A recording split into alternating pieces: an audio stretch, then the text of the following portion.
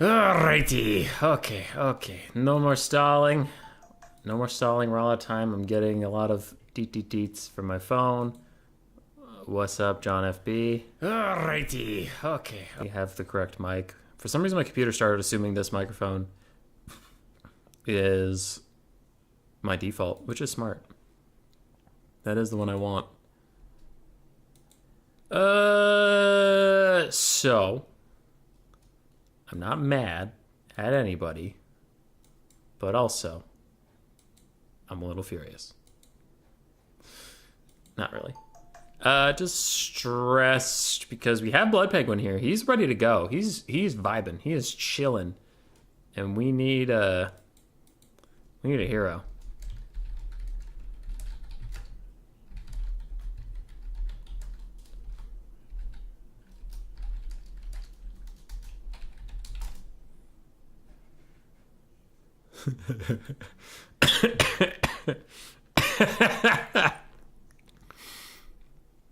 So take a look at this. Look at this. So it's a King of the Hill setup, right? And we have this list of people that had signed up to play. So we got Blood Penguin in here, hell yeah. And then Booge had to go. So then I start by typing, we might have lost the Booge. No Kane to around is the next guy on the list. No response for a bit. We might have lost the Kane. Be'lakor? Might have lost Be'lakor. Lucidia? And no answer. So now I'm wondering if John FB's around, which he was just in chat, so he's probably around. But it's just funny. I find myself very funny, so I like this ongoing bit of we have lost the blank.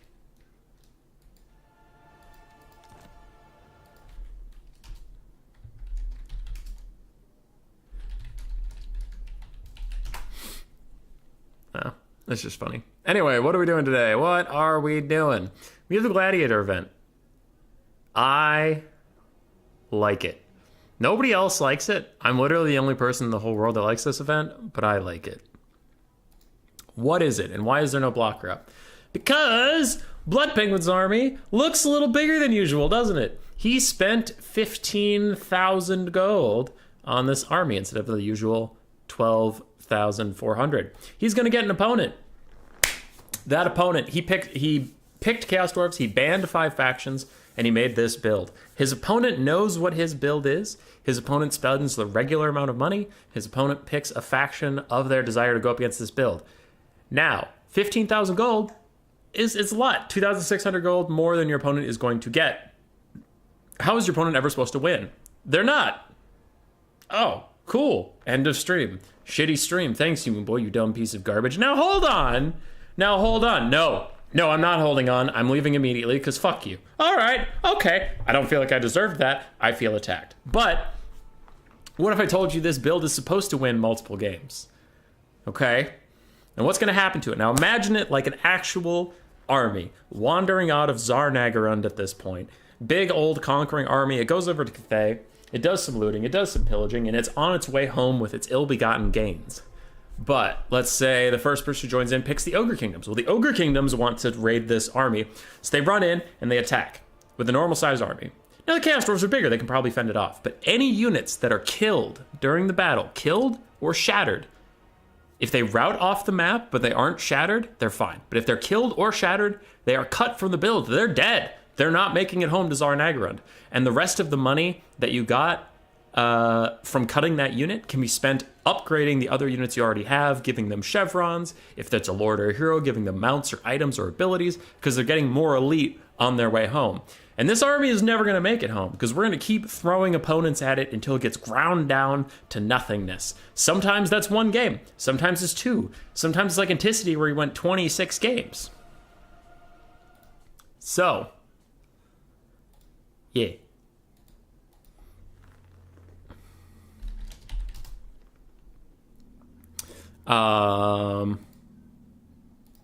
Yeah. Okay, sorry. Someone was messaging me about being here. So, yes. So covered all that. Covered all these things. And it's just kind of fun. Oh yeah, Anticity. How did Anticity get 20 plus wins in a row? 1, he's Anticity. 2, because people were playing traditional Warhammer instead of playing the game. The game is is the first person's probably not gonna fucking win. All right? You gotta do damage. You gotta weaken him for the next guy. Way too many people that were trying to fight Anticity would try to fight his whole army rather than accepting the loss and just focusing down, okay, I'm gonna take out if we're looking at this army, it's like, okay, I'm gonna use Fate of Buna, and then I'm gonna isolate this Bull Centaur Render, and I'm gonna take him out of the build. And I'm also gonna get a Goblin Laborer or two. Okay, those two get cut out. And then the next game, someone else gets the other Bull Centaur Render, and all of a sudden, Blood Penguin has like no mobility advantage, right? People that were running into Anticity just kept spreading their damage across his entire army and losing. And it's like, that is not gonna get you anywhere, because he has a bigger army than you, he's a better player than you. So just weaken him. Weaken him for the next guy. Weaken him for the next guy. Whittle him down. Is it up to me as the spectator? It is up to me as the spectator, but I'm usually pretty darn good at it. I'm pretty darn good at it. Hey, Kiara, what up?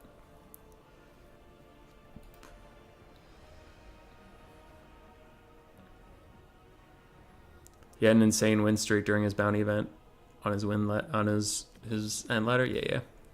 So we're not using a blocker because we know what Blood Penguin's build is supposed to be. And also, if he can't change his build, then it doesn't matter if he knows what his opponent's build is. Also, I need to keep an eye on this build to make sure he doesn't spend all of his money.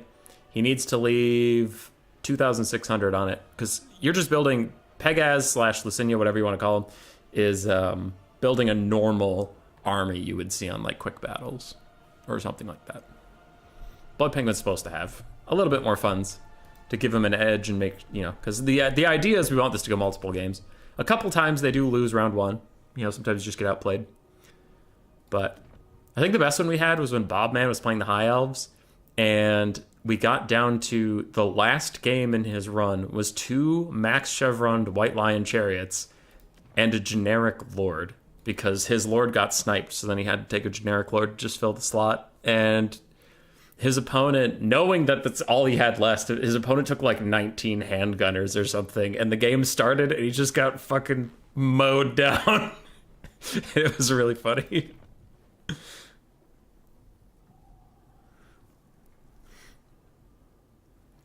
You want a game using nothing... Oh, a campaign using nothing but wolf rats. That's fair. All right.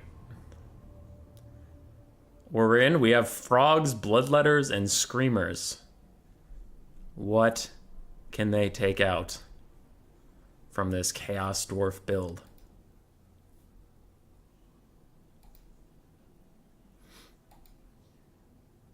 He ran most of the battles? Yeah. Giga Chad Red Augur.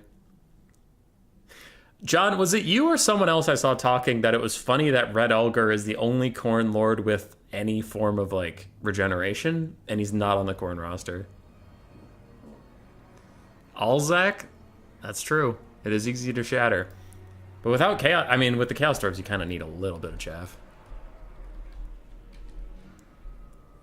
I think Anticity only plays on Legendary and very hard.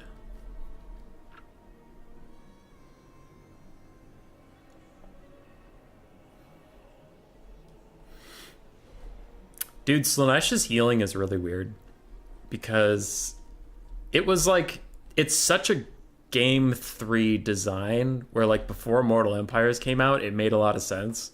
Like, oh, Nakari, if an entire unit crumbles away next to him, he gets a big heal, and it's like, that works versus demonic factions. So anyway, here's like 18 non-demonic factions. Oh. Well, now Nakari's heal kind of sucks.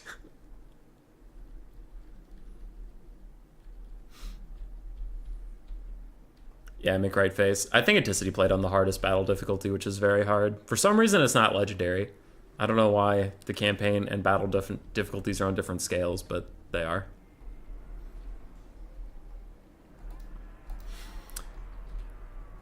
And we are in. I will say, as a salty meta gamer and having made this format, I think it is generally, if you want to be a min-max pro of the big build, you probably would want to take Drazoth the Ashen on foot.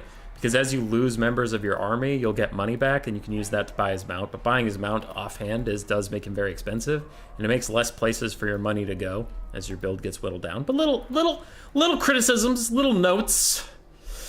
It's fine. I mean, everybody's just bad at the best format that's ever existed, but okay, that's fine.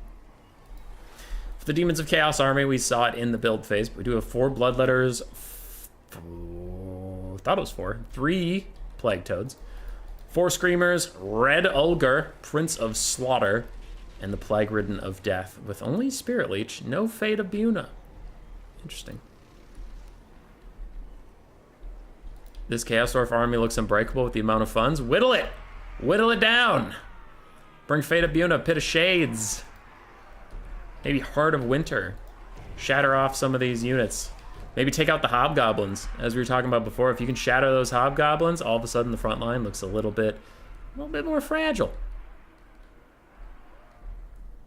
It's fun seeing armies this large after watching so much Dom.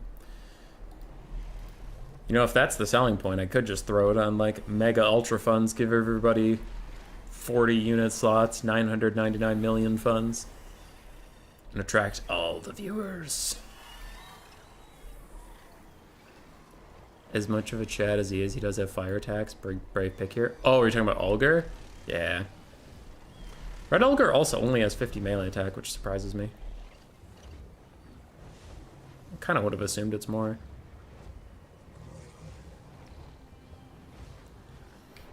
I'm saying this sarcastically, I actually hate it, but I love when demonic lords have bonuses when they get below 50 or 25% health. Like, doesn't Scarbrand have a bonus? I know he has one for 50% health, but I thought he had another one for when he's lower than 25%. And it's like, okay, so before he's crumbling then.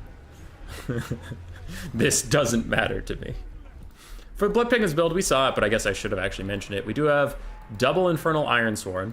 We have the Blazing Beards of Bazook, which are just another Infernal Ironsworn, essentially. Hobgoblin Archers, 1 Chaos Dwarf Blunderbuss, a Magma Cannon, 2 Hobgoblin Wolf Riders, and 2 Centaurs with great weapons, some Chaos Dwarf Warriors in the backfield. And we have Drazoth the Ashen up on his mount, with only the Curse of Hashut, direct damage, Spirit Leech type spell.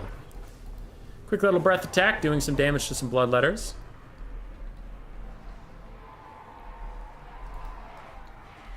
And we're off. Now, what does Licinia decide to try and prioritize? Quick Spirit Leech on the Magma Cannon, but oh, a nasty volley in from the Chaos Dwarf Blunderbuss. And it's going to get followed up with that little vial of Hashut thing. Oh, the Curse of Hashut upgraded, my bad. That's going to be a lot of damage to him. I wonder if Red Ulgar just dives the Magma Cannon and tries to take it out. That could be a pretty nice pick for him, as the Plague Ridden is almost dead. He jumps down onto the Magma Cannon. It looks like Red Ulgar and the Screamers are going to follow along. Meanwhile, Hobgoblins on the front line getting torn apart by the onslaught of demonic units. Though we have already lost a Screamer, and that front line has seen better days. Magma Cannon stuck in the middle of all of these units. Red Ulgar has landed. It's already terror routing down to half HP. Hobgoblins are routing, allowing the Nurglings through. I do wonder if they follow those Hobgoblins down and really try to shatter them, or if they just move on to the Chaos Dwarves behind. Looks like the Demons of Chaos are going super hard on that Magma Cannon snipe. They aren't quite able to finish it off just yet. Hobgoblins still routing. We are losing some of the Bloodletters of Khorne, fading away under the Miners with blasting charges. Chaos Dwarf version. I guess they're the Iron Breakers, but whatever. That Magma Cannon is so low, but Red Ulgar's all alone now. All of his support has already crumbled away. And we lost 2 Hobgoblins. They're gone. There, third. So 3 Hobgoblins have to be cut from the build. Red Ulgar is desperately going for the snipe, but he misses on the Magma Cannon. How? That thing has like 2 melee defense. Dude, just hit it. Just hit it, Red Ulgar. What are you doing? Swing! Gets a big hit. Army losses is coming in. Can he get one more hit and maybe shatter it? He's going. He's trying his best. Swing! Swing! Swing! Big hit. Is it enough? Nah, it's leadership's fine. It's leadership's chilling. Red Ulgar's still swinging away for the fences. He's trying to finish it. One more swing. Come on. You can do it. How are you missing so much, Red Ulgar, by the way? He missed so much. Holy crap. He missed so much. Red Ulgar, what the hell? All right, the Magma Cannon lived. We all saw it. It lived. But 3 Goblin Laborers do have to be cut from the build, making it a bit easier to get through that front line. That's some nice whittling. I am shocked that Lucinia didn't also get the magma cannon. It felt like he should have, but Red Ulger just like shit his pants. That was wild.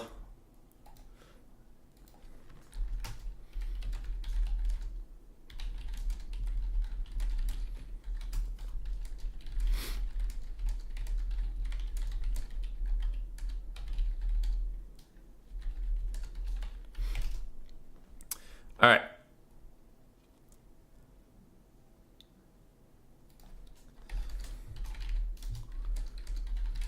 Three hobgoblins.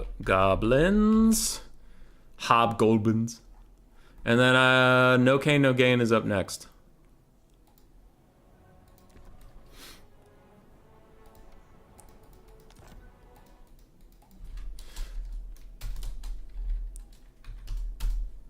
Okay, so that was on Gorgazon. That was kind of a chaos wasty type battlefield looking thing.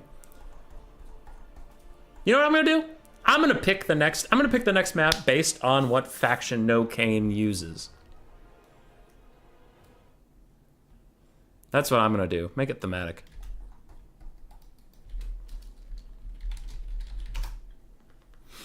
So whatever faction he picks, I'll try to find a map that is suitable.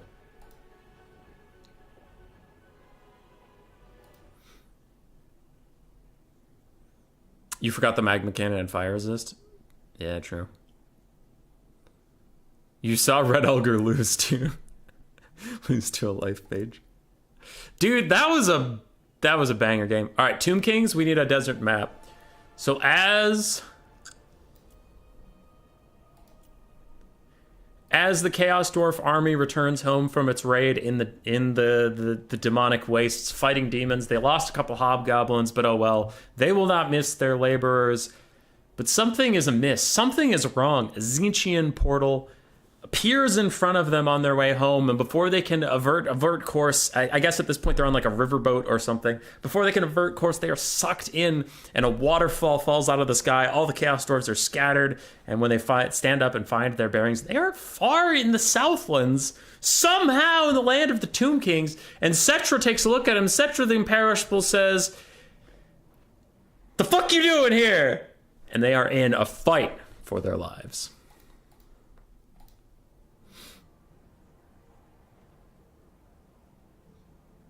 Goji, I'm sorry, man.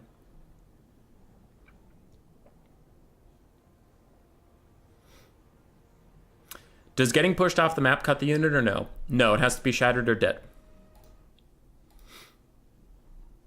If it only routes, we're just kind of saying, like, they got off the battlefield, but then they kind of wandered back to the army afterwards, and they were like, hey, we're really sorry we ran away, you guys.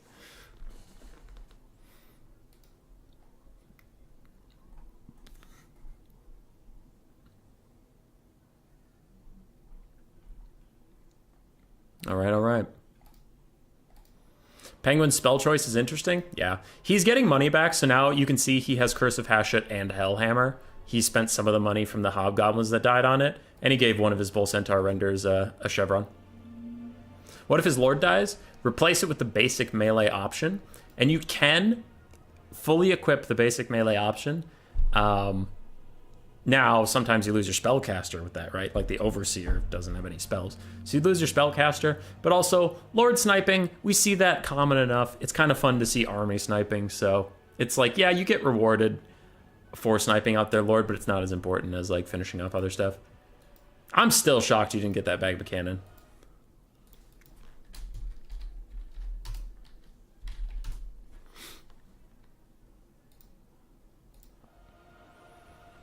It's already focus time.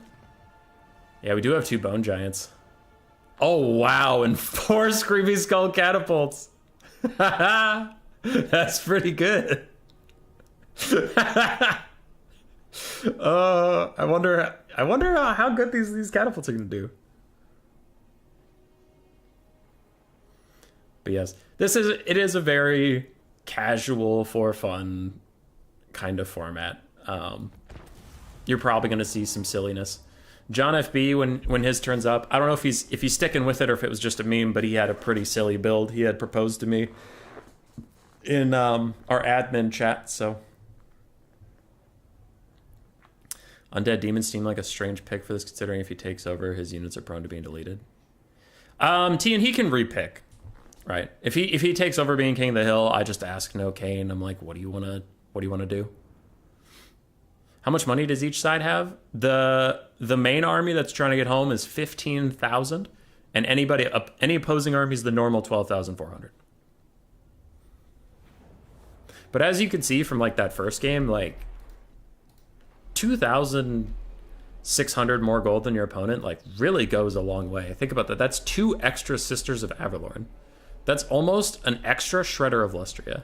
Like, it doesn't sound that much until you really start talking about the units you can afford with it. Imagine fighting a Lizardmen army 1v1, but also there's a brand spanking new full health free Shredder of Lustria running around. That's pretty much what you're dealing with. So it's hard to win until they get really whittled down. If they are banned, have a Scave, Plague Rush, and a Goblin Vanguard to replace it. Alright. We all know the Chaos Dwarf build at this point. We saw the Tomb King's build getting constructed, but it is a whole bunch of skeletons just to get in the way of those Chaos Dwarfs, as they are going to rain unholy, undead terror upon this army. 4 Screaming Skull Catapults, 1 Sepulchral Stalker, 2 Bone Giants, and Cetra the Imperishable on horseback. After greeting the army that fell out of the sky upon his domain, he is ready to get vengeance upon them. I don't know how he got these catapults here so quickly. Like, I can understand he was marching around with his legions. I can even understand if he was marching around with a Bone Giant. You don't walk around with 4 catapults just in case.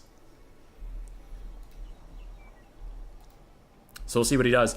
No Kane is probably going to want to focus down something, just like pick a unit and all 4 Scream Skull Catapults, just smush it into the dirt, and as soon as it shatters, move on to the next one. Really get rid of this army. And they do have good armor-piercing damage values, so actually the Chaos Dwarf type units are at threat for once. Like, we all know the Hobgoblins are pretty easy to shatter, but with this type of build, you can actually threaten these Blazing Beards. Maybe not the Ironsworn. Their leadership's just too high. They're probably going to be the last things left in this build. They rose from the sand itself. That's very fair. I wonder also what the Bone Giants are going to tee off onto. Scream Skull Catapults. They're just auto-fire from the start of the game is going to hit the Hobgoblins. But you can say they immediately have attack orders onto the Ironsworns. He's going for the big ticket prize. He ain't fucking around. And I hope it works out for him. Because those catapults, so far they're missing. They'll dial it in as one, the unit gets closer, but also they went from standing still to moving, so now at least they're moving at a consistent rate. But man, those catapults are missing everything. I'm getting a little concerned. They're missing every shot. Oh my god. Oh, they're doing nothing. I don't know what the Bone Giants are shooting at just yet. They aren't shooting at the Magma Cannon. It's really far out of range.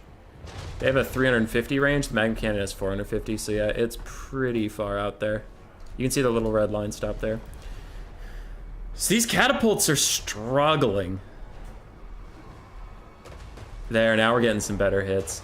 Half health off the Ironsworn. The other one's at about 1/3 missing. And these, oh, a Hellhammer tries to knock down the front line. The Tomb King's front line is going to have to move up, but, ooh, this is trouble. They don't have any cavalry. So these Hobgoblin Wolf Rider things are just going to run up and take out these Screaming Skull Catapults. They've got to get their work done in quickly, and it's just not looking like they are. They're getting some decent damage, but it took them way too long to start hitting these Ironsworn. I don't know why they missed so badly, but they really did. Anyway. Bone Giant is firing on to Drasoth the Ashen. Hobgoblin Wolf Riders are trying to shut down the Screaming Skull Catapults, and Cetra will have to make his way in there. We also have some Spearmen and Sporkle Stalkers covering the back line. Chaos Dwarf frontline has reached to the area. Hobgoblin is routing, but it's not shattered yet. I wouldn't be surprised if he eventually took the Consolation Prize and just focused his catapults on the retreating Hobgoblin and got rid of it.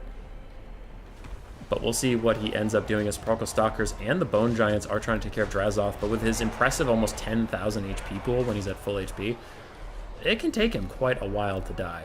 Catapults firing at these Chaos Dwarf blunderbusses, doing a lot of good damage there, and the Bull Centaur Renders are pushing through the front line. Cetra himself comes back to snipe on Drazoth, and Drazoth has to be a little careful. No healing for this guy, so if he does actually successfully get sniped out, that would be a huge problem as the Catapults continue to punish the little Chaos Dwarf blunderbuss.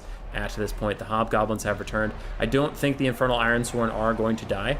I think that is too tall of a task, too tall of an order to place on the Tomb Kings like that. Sparkle Stalkers firing out into Blazing Beards of Bazook.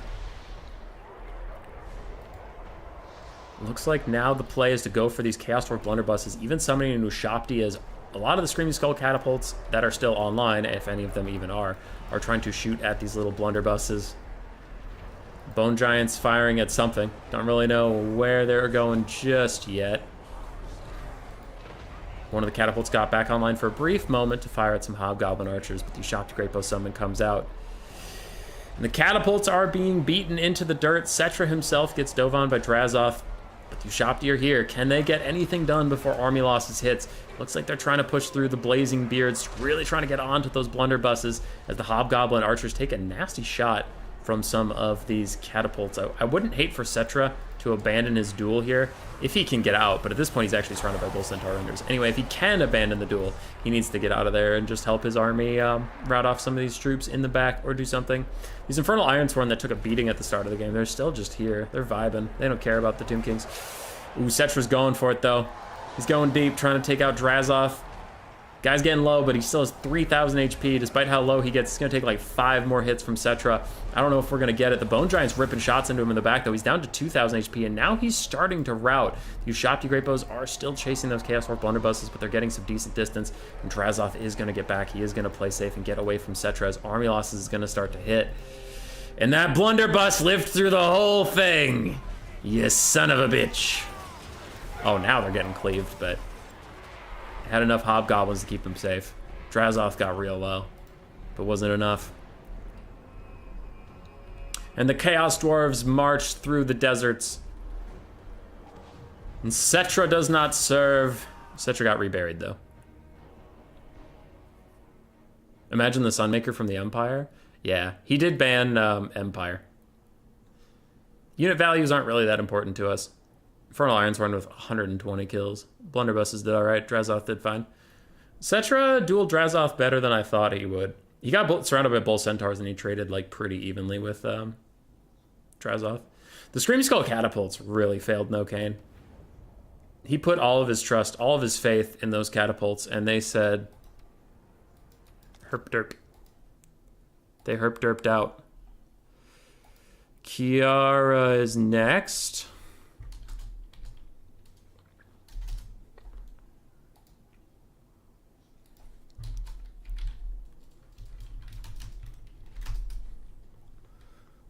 Kiara is next, so everything did survive by the skin of its teeth. And we'll have John FB up next, then Storm, unless Storm needs to sleep.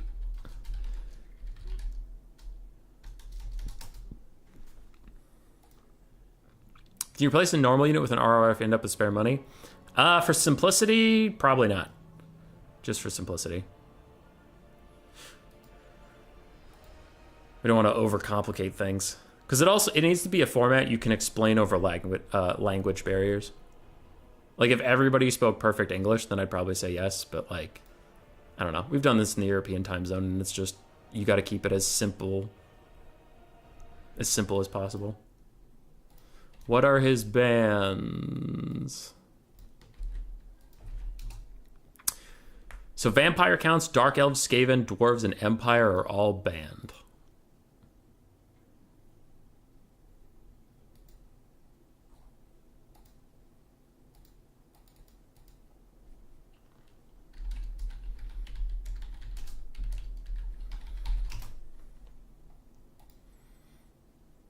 Grand Cathay it is.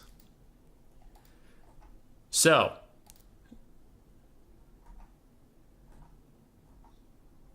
all right, sorry, I was reading some messages.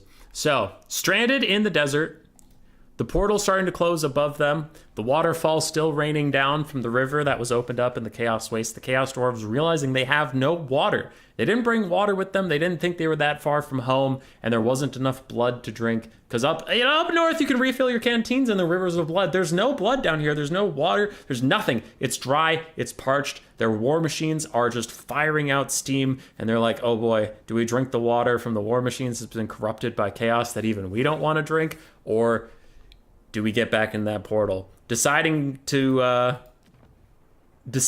go where they at least know the terrain a little bit better, the Chaos Dwarves pile up the bones of their slain enemies to make a staircase back to the portal, getting back onto the river and on their way south. They come up against the Great Bastion, however.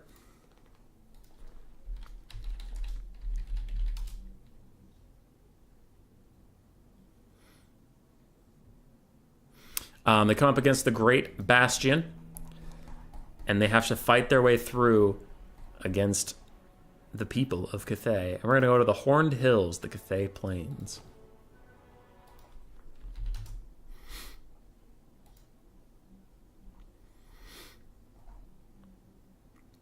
So trying to get their way back to Zarnagaran, they have to swoop low through Cathay.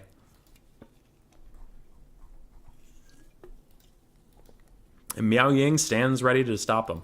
What up, Strat Game? How you doing? European time since like I gotta keep things stupid. Lucinia. I'm saying not everybody in the world speaks English.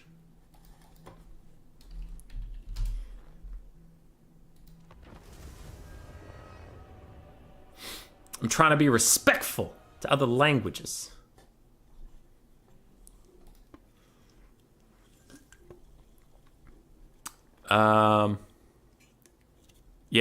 Yeah, Strat. Seriously, you're really good at that story stuff. I have been a D&D dungeon master for like 7 years. For the Lord, maybe? Or the Bull Centaurs. No idea. I don't know what Kiara's schemes are up to. Dude, I love this format. It's one of my favorite streams to run. The problem is we almost never get signups. It's tough. I don't know, like Logic, Turin are really good at running King of the Hills. It feels like my community is just not a King of the Hill type community. Because whenever we have these, it's just like signups are really low.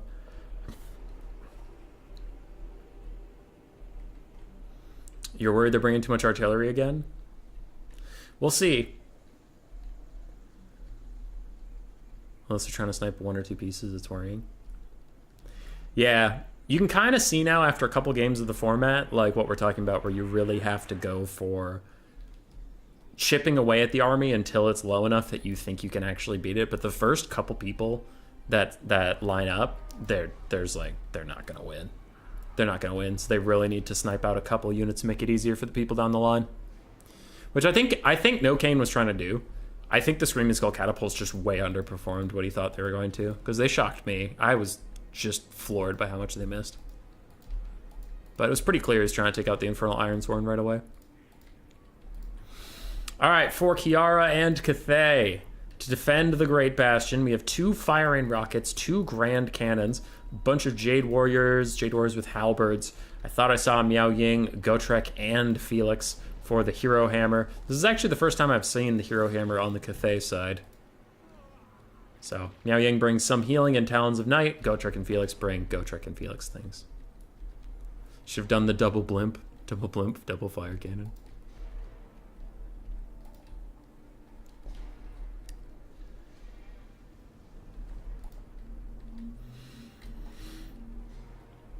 Can the Chaos Dwarves break the box? Or, more importantly, can Cathay take some of the bastards with them on the way out? We will see. I do think with Infernal Ironsworn, as infantry, you don't have to worry too much about Gotrek in the late game. Like, they have plenty of melee stats to deal with him, so they can just walk into melee and fight him. Now, Talons of Night is something you're going to have to watch out for sure. But it's not like Dark Elves, I guess.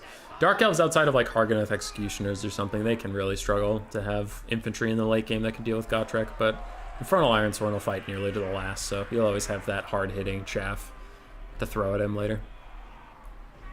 Strat, you feel like you should leave work right now? Why are you at work, Strat? Who needs to live? Who needs to pay rent? Who needs to buy groceries? Just play video games. Is there any faction that can't get Gotrek and Felix? I don't think Vampire Counts can. Yeah. Is it me or Tomb Kings overrated again? I think Tomb Kings are overrated. I think they are a fine faction, but a lot of players insist that they're good. I insist that they're not good. I think they are fine. They're decidedly mid-tier. Ooh, all the cannons are trying to snipe out this magma cannon right away. Meanwhile, the firing rockets are already pouring in, getting pretty decent value across these hobgoblin archers. And these are hobgoblin archers. Okay. I guess I really hadn't noticed that they're there, but, you know, they're a little more snipeable than Chaos Dwarf type units. Huge volleys from Cathay raining down. It looks like all of them are focusing onto the Chaos Dwarf blunderbusses for now. Firing rockets missing a good deal of their shots, but already half health off that unit. And the magma cannon of Blood Penguin is falling back. It's just on the edge of the Grand Cannon's range, and it's trying to wheel its little steam way back into those trees. Lizardmen can't? I think Lizardmen can. You ever heard of a skink chief? Oh, there was a big fire hammer while I wasn't looking. And Drazoth even lands. That's bold. Miao Ying, Gotrek, Felix are running over to say hello to him, but just for now, Drazoth is going to splatter around some Jade Warriors, and now he's going to start pathing out. He'll take a little damage on his way. Meanwhile, these Chaos Dwarf blunderbusses are getting real low. They're close to routing, but is there really anything that the Cathayans brought that could chase it down? And Hobgoblin Wolf Riders plow into the fire and rockets. Nobody saw them coming. Even I was surprised.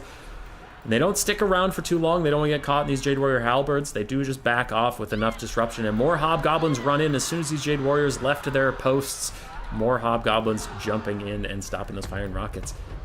But those blunderbusses have routed. Do they shatter? As the cannons are also shooting at them now. Firing rockets. Everything is trying to make sure those blunderbusses actually say goodbye for good. Drazoth is up above. He is in the sky. He is waiting. And Hobgoblin archers have reached the Grand Cannons at last. They're firing off what will be their last couple volleys, but the Hobgoblins have just obliterated the cannons and the crew. The fire and rockets are also dying, and there goes a lot of Cathay's firepower. Their front line is entirely buckling as well. And I think Kiara is going to get a little desperate. Now, I know I am a doom and gloom person, but I think Miao Ying might want to transform, might want to run over there and kill those Chaos Dwarf blunderbusses for real. She's got to do something. She's got to get out there. Because those guys, they're so low, but they are back, and all your artillery shut down. Miao Ying can turn to a giant flying dragon. Nothing can stop her. Oh, and she could snipe the magma cannon. That is for sure the right decision. Miao Ying needs to get up in the sky, needs to go over there, fuck up those guys, and kill the magma cannon. 2 for 1 would be a pretty huge play here. Cathay's box is entirely fallen apart. We are already down to Gotrek, Felix, and Miao Ying being really the last of what's left. Jade Warrior halberds are in here. And what are these? The Infernal Ironsworn getting eaten alive by the Talon of Night. It looks like it might be the Overcast version. Yeah, that is the Overcast doing a lot of work on them, but these are Ironsworn we're talking about. They're not going to shatter. They need to be killed entirely. I still support the Miao Ying Dragon Kamikaze run, but we'll see if Kiara feels like doing that.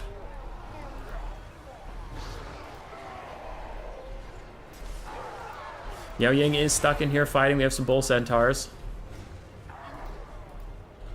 That Talons of Night was not enough to finish off the Infernal Ironsworn. Another thing about Miao Ying being in a dragon form is she has better splash attacks, so she could like try to finish off these things. We are getting that little Curse of Hashut thing. The Spirit Leech Light.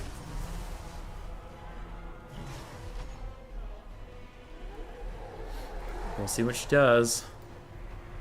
Curse of Hashut upgraded. Just doing a little bit of poke damage to Miao Ying.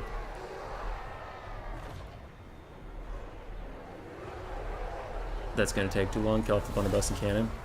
We're trying. Bull Centaurs do take a fight with the Hero Hammer, and they regret it. They're going to run away. Also, Koops was showing me this. Apparently, the Infernal Ironsworn, if they actually hit with their blasting charges, they can do a lot of damage to things on foot. Yeah, that was a pretty good chunk of Miao Ying for something with grenades. Is that what that skull thing is? Yeah, it's like it's a way overpriced Spirit Leech. Like, it honestly sucks. Okay, it's okay as a spell, but if you compare it to other spells that do the same thing, then that's when its comparisons really aren't flattering. But like, I guess if you need a direct damage spell, then it's fine for that. Another thing Kiara could do to at least get something out of this game would be maybe Talons of Night on the Hobgoblins and wipe them out. But I don't know if they're going to blob up on you like those Ironsworn did, like, because they're going to try to run away, so they'll stay in this line formation. Maybe they can get a Hobgoblin here.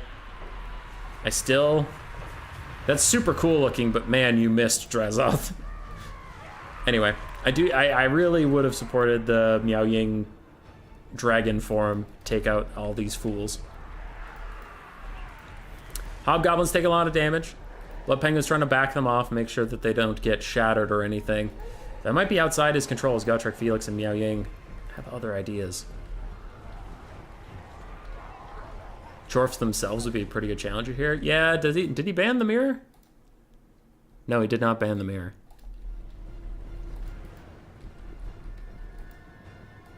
Miao Ying is running around.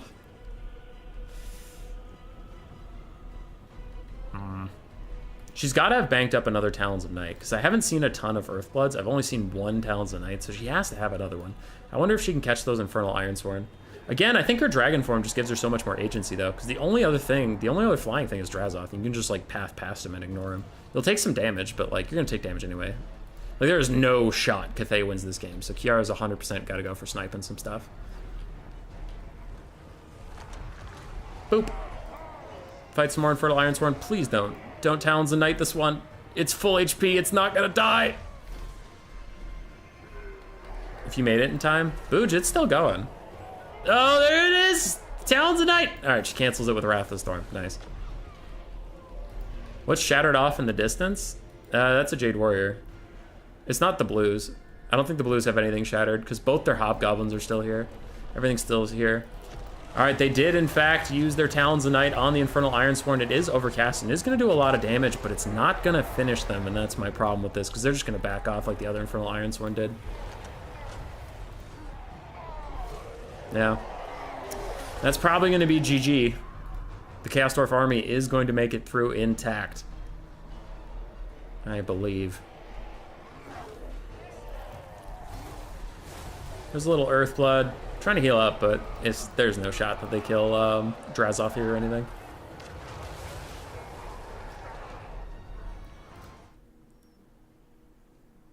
Jonathan FB. Jonathan FB to the front desk.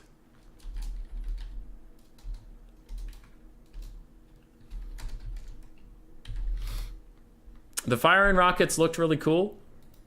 They missed a lot. So hard to snipe the Bundabuses. I know, buddy. Well, they tried.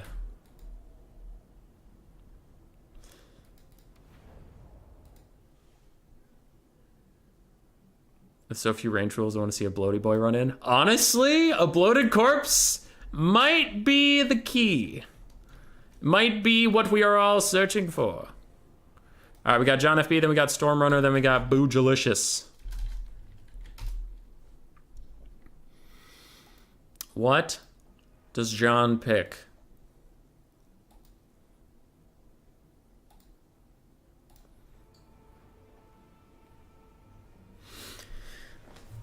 And you all laughed at Licinia for taking out 3 hobgoblins. You laughed. You said, look at that chump. Look at that fool. Only taking out 3 hobgoblins. That's 3 more hobgoblins than you've taken out, random viewer. Pentablue. All right, John FB, what do you pick?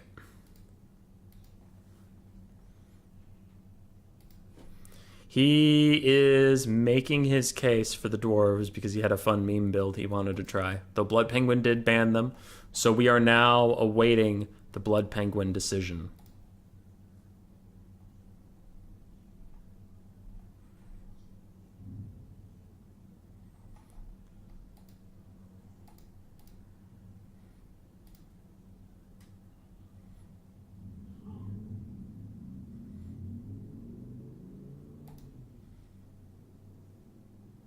It's now 2-on-1, easy.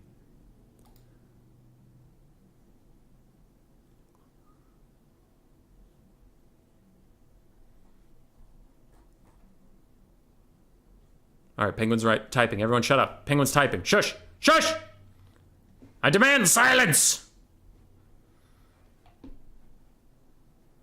All right. John FB is running the dwarf build. I'm going to boot Kiara, not because I have any distaste at all. It is just because John FB is probably just going to instant load that build he had. So we got to find a dwarf map. Dwarf, dwarf, dwarf, dwarf, dwarf.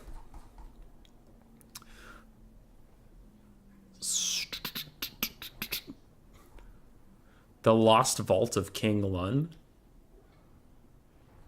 That's a weird looking map. Okay, we're not going to do that to them. Dwarf map. If only we still had Oakenhammer or Carrick Blank. All of the Carrick maps were really good.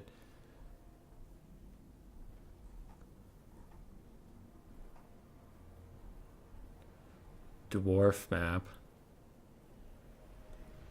God, they don't really have one anymore.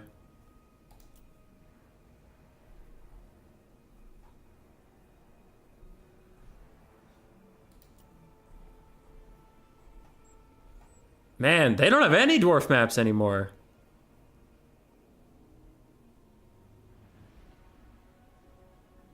All right, whatever. We'll go troll run.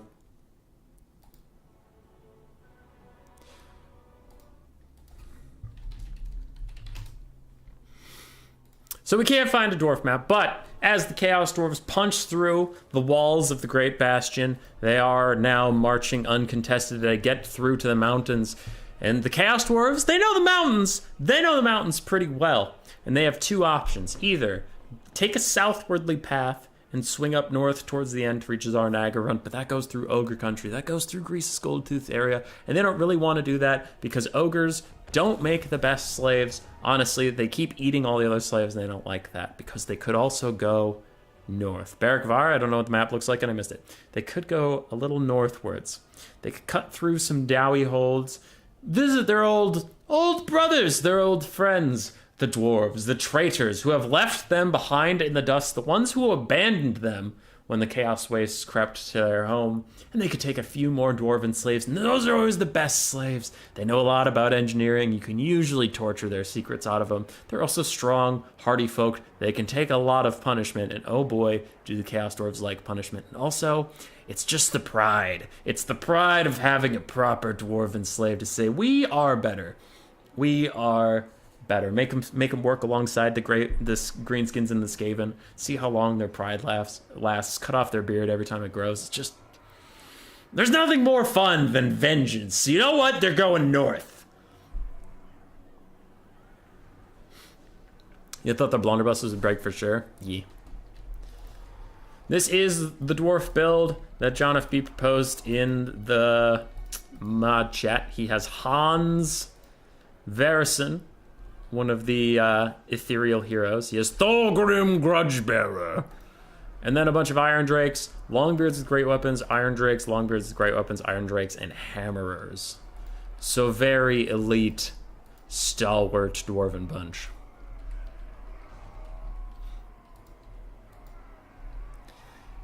I don't know how this is going to go for Mr. FB. I hope he's able to shatter something. I hope. Otherwise, Blood Penguin's going to start an Anticity run. Where it just gets low and nothing dies.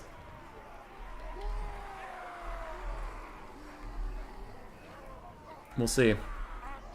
This map is not looking super favorable for the Chaos Dwarves. Not a lot of open sight lines. There's trees between you and most flat ground. They're not feeling it. Those narratively, I'm saying that these mountains in the distance is where the dwarf hold is.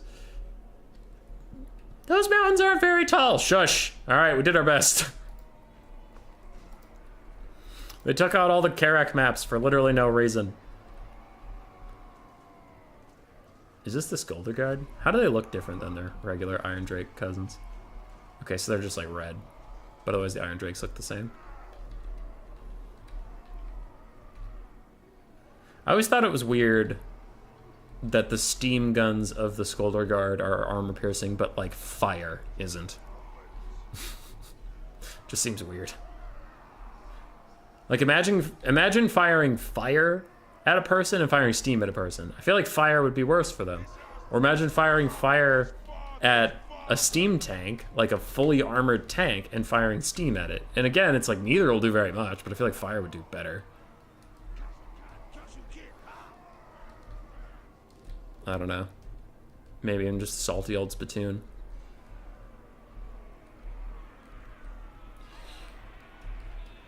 So John's got a corner camp, then be close to his hold. Yeah. Steam is apparently AP, you've been on fire.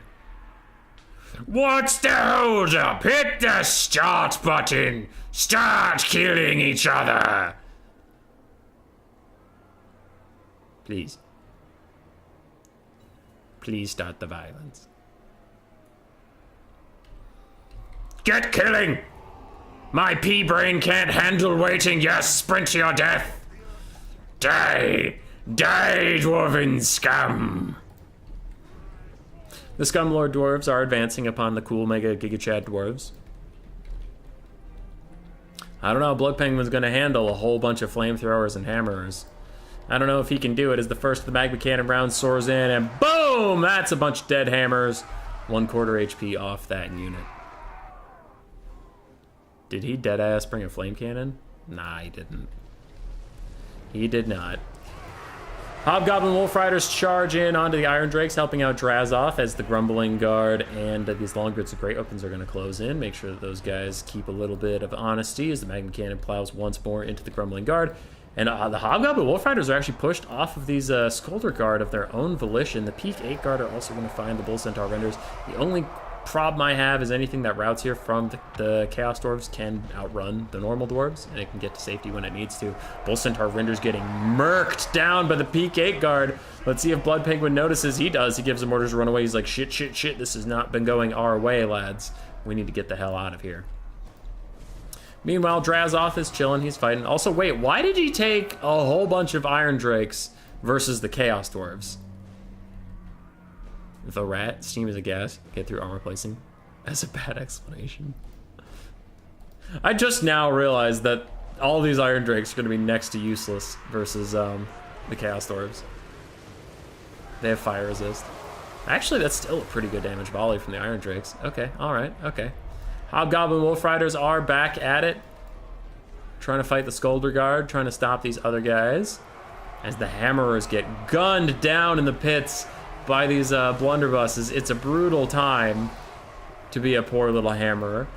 The Peak 8 Guard are going to find these Chaos Dwarf Warriors, but I think they're also going to find a shotgun to the face, which is not ideal, to say the least. Yeah, they're just taking a walloping, a shellacking even. The Infernal Ironsworn are trying to tear up, but they're so slow because they're frostbitten and dwarves. They're just mega slow. And they were routing for a second. They're back now. Iron Drakes turn to get a side shot onto these Goblin Laborers, doing a ton of damage and spiking their leadership way down. And they rout, but do they shatter? Negative 46 leadership, negative 34. They're getting a bit of their positioning back, but a second volley from the Iron Drakes tries to spike them down even further. The Goblin Laborers are continuing to run, but they have not shattered, not yet. As the Skulder Guard attempt to move up, attempt to deal with these Ironsworn. There we go. Goblin Laborer is gone officially. Its flag is gone, so that's how you know, because the other one's right there. But so if nothing else, we have gotten rid of yet another laborer as the Skulder Guard try to get their things in. But the Infernal Ironsworn, with the ultimate betrayal, rout off the Hobgoblin Wolf Riders and do a ton of damage to their own Blazy Beards of Bazook. And now the Skulder Guard trying to finish off these Ironsworn. They're probably not going to shatter, so you do have to almost outright kill them.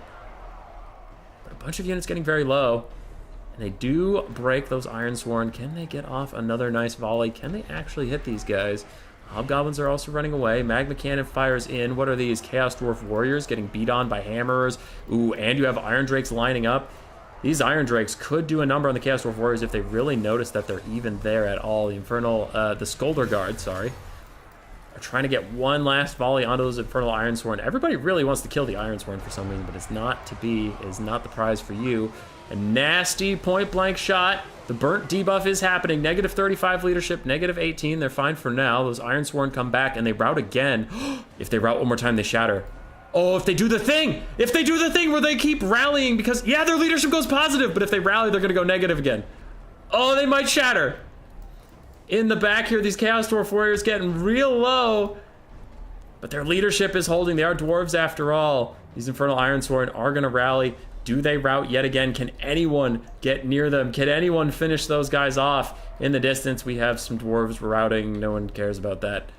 And Armulos's is coming close. Can anyone get to those Infernal Ironsworn? Can Hans Verison get to them one more time and shatter them?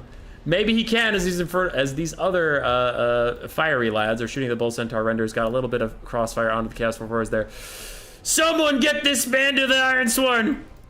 Hans is getting intercepted by Drazov. I don't think there's any chance he gets all the way over there to those Ironsworn now. They are going to come back.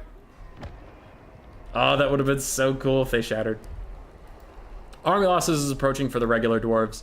In the end, I think all they got was a Hobgoblin. But they got real close on that Ironsworn. There's 2 Hobgoblin Wolf Riders that were real close as well. Chaos Dwarf Warrior also routed, but did not shatter. And Hans, buddy, you just gotta make a run for it! He's gotta make a run for it! 29 speed versus the 26, he can make it! But the Curse of Hashut's coming in! They're not gonna let him! Ah, he was trying so hard. So we lost a Hobgoblin.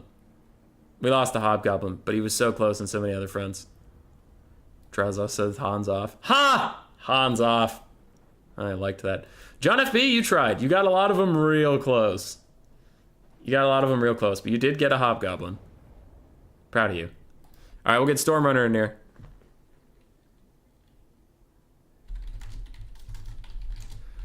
All right. Storm! You're up. Okay, what do we have? What do we have? So then Bouge, World Beater, and Ian. We got more people signing up. Blood Penguin already cut his Hobgoblin.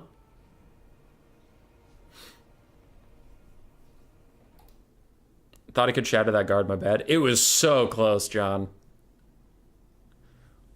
It was so close. We have DBD's Bark in the Tack. That is Stormrunner. And what does he pick as the Chaos Dwarves push past? I love how it's a minor dwarf hold next to Cathay. Like, those aren't notable at all. It's a minor dwarf hold next to Cathay. And Thorgrim Grudgebearer was just there. Like, oh, hey. How you doing, Chaos Dwarf Army?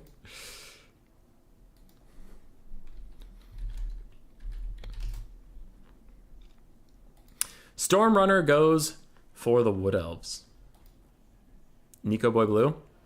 I'm good. I'm good. I am quite good. So we need the Fey Fork. Dowie Flamers are so much better than the more fired ones. Yeah, Dowie Flamers are great. All right. As the Chaos Dwarves start descending the mountains, a blur comes over their vision. They walk through some sulfurous gas pockets, start to smell the smells of home, but there's a little bit of a twinge, a little bit of something wrong with it. There's a bit of flowery smell. Well, that's not right. That's not right. Nothing around here should smell that way at all. And then they hear birds. Birds, that's not right. The babbling of a brook. And by the time they get through the sulfur vent that they were walking in, they are all of a sudden in the middle of a forest. Grassy, green, perfect, lush. Confused, they look around angrily, and Drazov hears in his ear over the flapping of the wings of his baled Taurus. He hears Ariel's voice, and she says, "No longer will you terrorize." This is Ariel. This is very womanly. "No longer will you terrorize the Order Tide with your nonsense. Behold the power of the first DLC race for Warhammer." And the Chaos Dwarf looks around. "Why? Wasn't that Bretonia? I feel like Bretonia was the first DLC race." "Silence! Prepare to be obliterated, you iron cur." The horns of the Wood Elves start blaring, and from all sides, violence.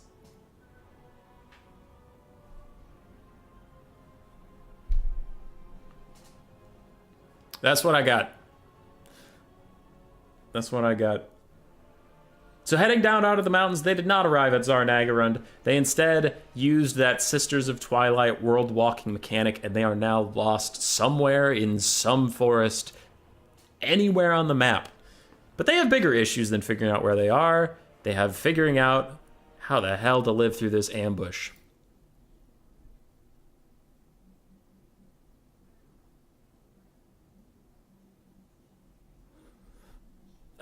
World Beater wants to know what faction he should play.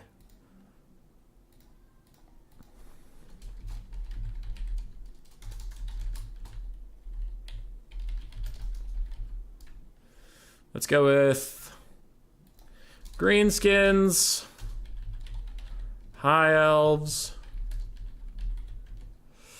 Corn, Lizards. Wasn't Warriors of Chaos a pre-order DLC? True. True.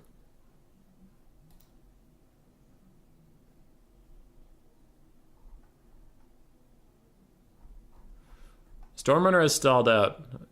I'm going to make sure he's good.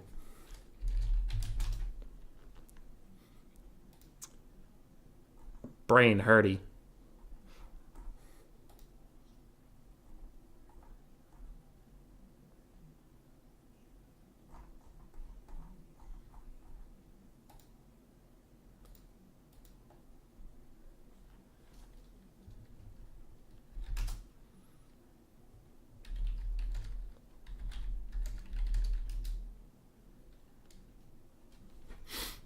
Alright.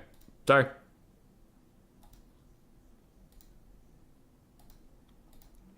World Beater is a dwarf main. May I repeat, make him play elves.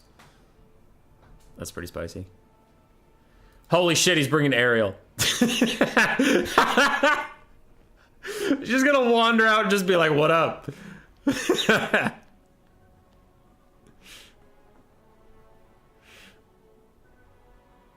Needs more wah. Does need more wah.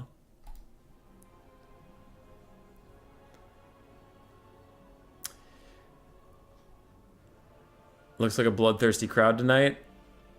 We're always thirsty for blood. Alright, he's at 2,500. He needs to get down to 2,400. Or above it, I guess, is fine. But we're just figuring out the build for now. This is an elite assassin army. Ariel's feeling herself if she's taking this. She's like, this is what'll kill those Chaos Dwarves once and for all.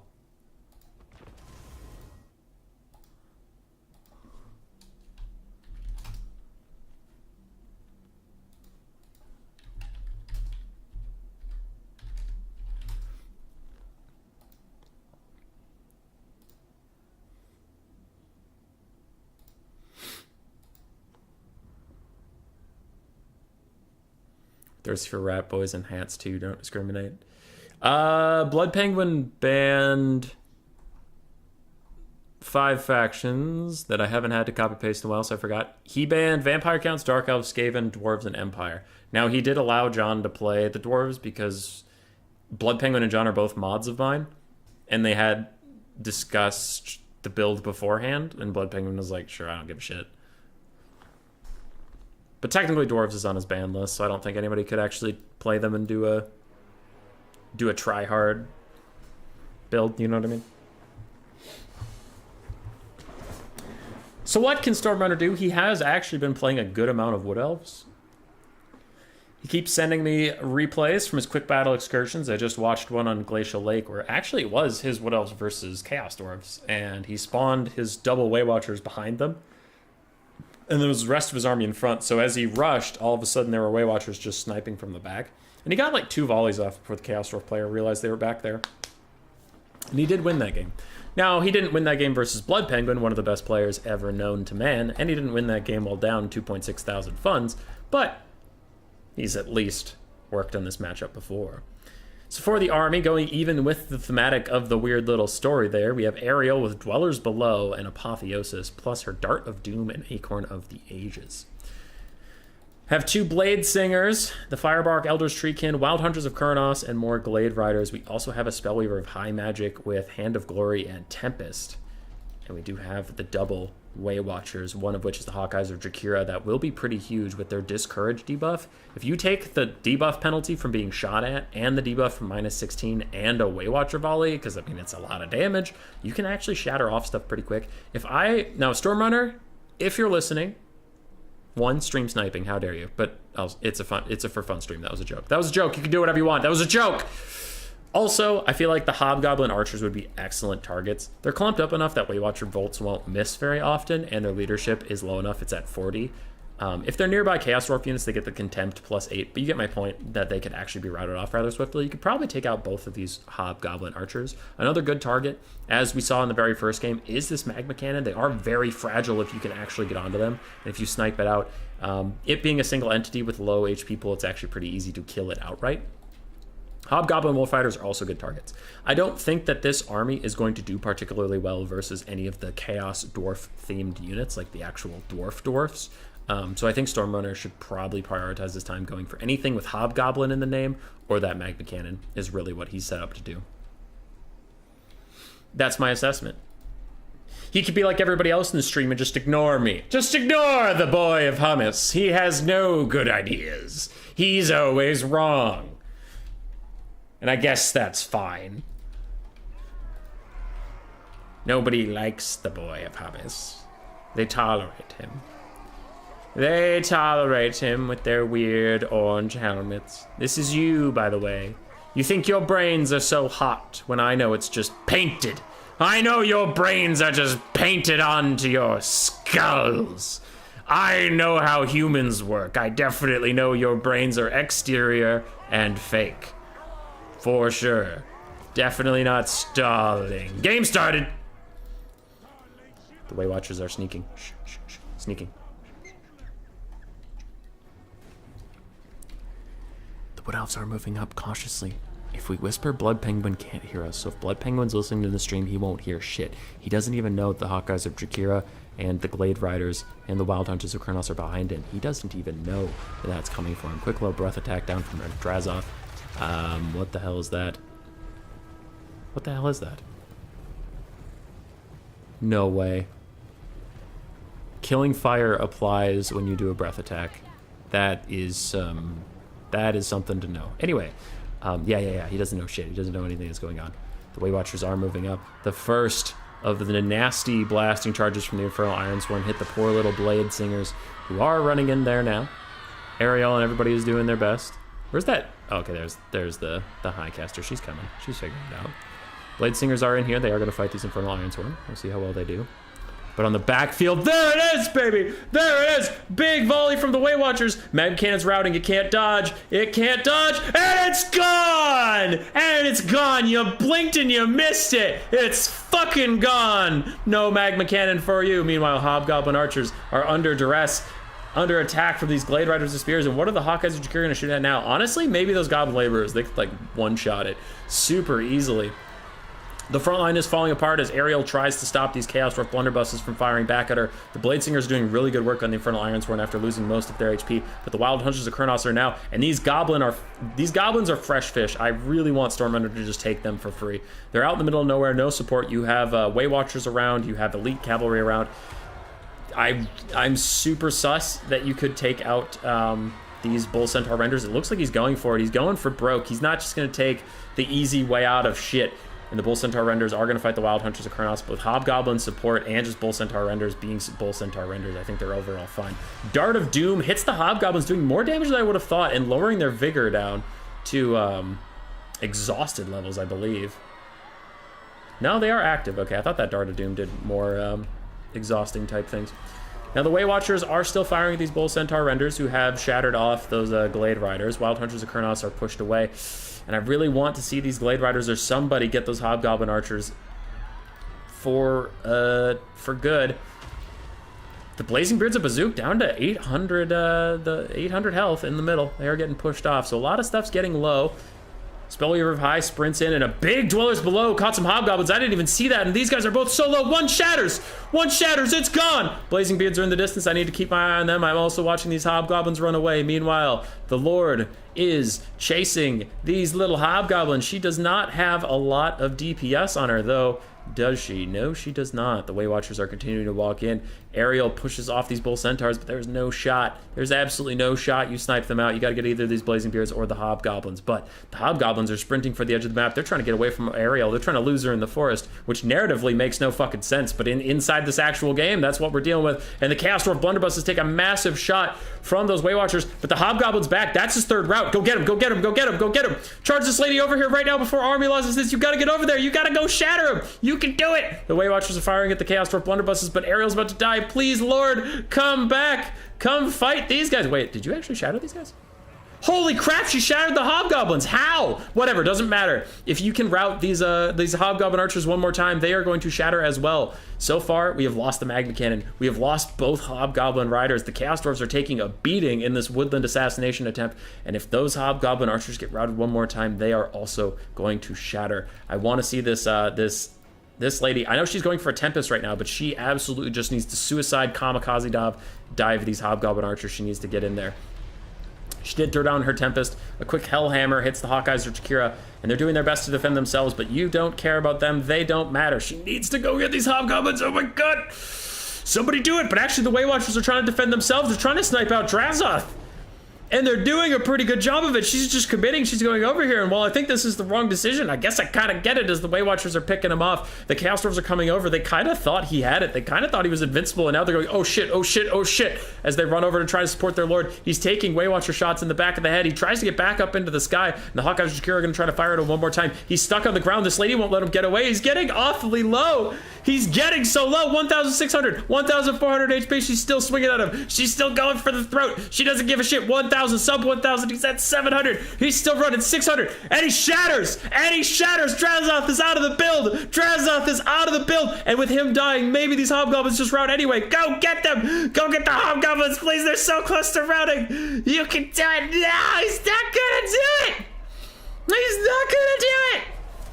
Hawkeyes and Shakira getting worked down. The Bull Centaur renders are going to be fine, and these stupid little hobgoblin bitches will live for another fight. How dare you? How dare you get by? Don't cheer. Don't you fucking cheer. Don't you pump your little stupid hobgoblin fists in my face, you dumb bitches. You're 5 leadership from getting out of this game forever. Fuck you.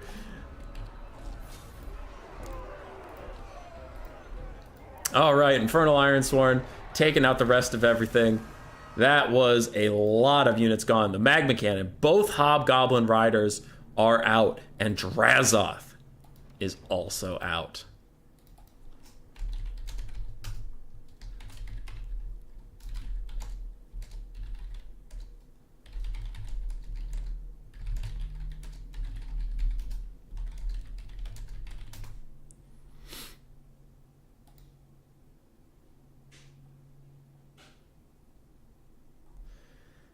All right, Boojilicious is up.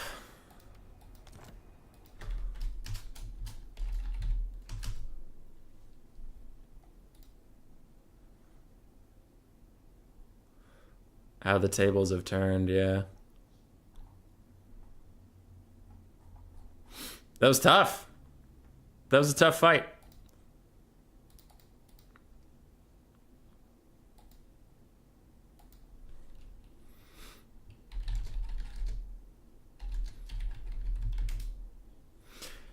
And as the Discord chat is pointing out, now is the time where you'd probably stop trying to pick off units, and now is actually when people are probably going to try and start winning the game.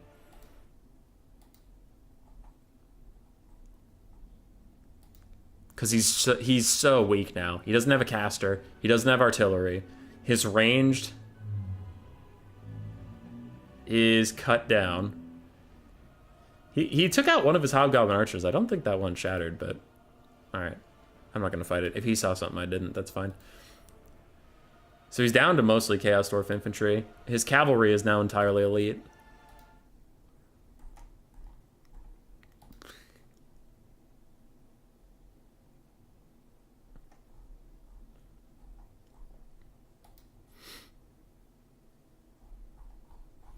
That was real good. Can't believe those Goblin Laborers are still here. Dude, they are thanking their lucky stars they made it through every fight. They're big chillin'. All right, I'm gonna grab a drink while Booge shows up.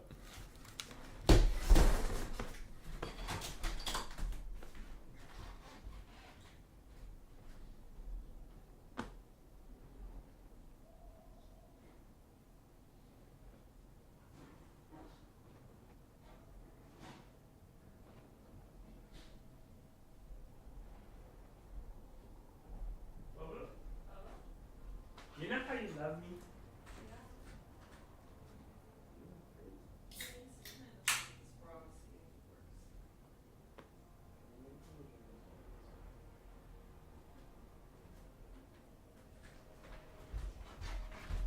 I'm back. Don't worry. I'm back. Mirror, mirror on the screen. Oh, did you go for the chorfs? All right. On their way home from the magical forest. It was not actually a forest at all. It was temporary.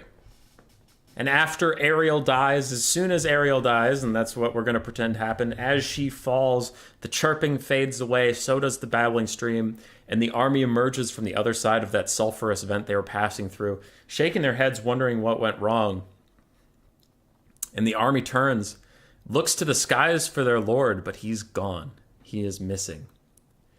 From a nearby city, a broken down cart wheels along with only a few orc laborers pulling it. On top is an overseer. His name is Kevin. Kevin the overseer lashes out at them and says, "Get back in line, get back to work." The rest of the army that still exists, leaderless, kind of aimless, just falls in line with the first person that gives them an order. So they fall in line with this overseer. But what they didn't know is why he had so few orc laborers, why he had no bodyguards, why he had nothing besides a cart. He's a fugitive. He's on the run. And at the helm of this new army, they all look like elite scarred veterans. He thinks he can maybe clear his name. He can maybe return to his home city. And he can take it over. He turns and he is going to fight the city guard. How much gold does the challenging army get? The usual amount, 12,400. Same you get as in quick battles and all that stuff.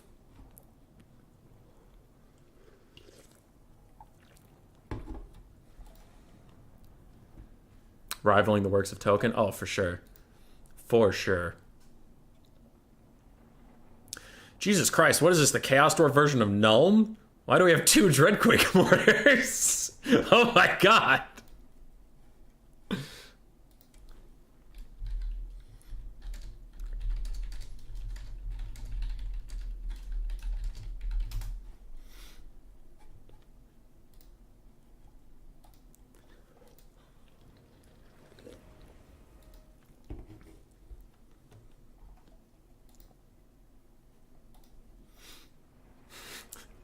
That Waywatcher flank was so cool, man. Just sneaking along. Things are going to absolute hell for the Wood Elves. And then out of nowhere, Commander Drazoth. What is it? The magma cannon's dead. We'll turn it off and turn it back on. No, sir, not like the battery. Like, dead. The fuck happened to it? Waywatchers, sir. Wait, what? The same thing that's about to happen to you in 3 minutes. Was that a threat? No. 3 minutes later, Drazoth dies, and like that one sneaky Chaos Dwarf that was on the radio just takes he rips off his beard, takes out his fake tusks, and it's just a Wood Elf running off.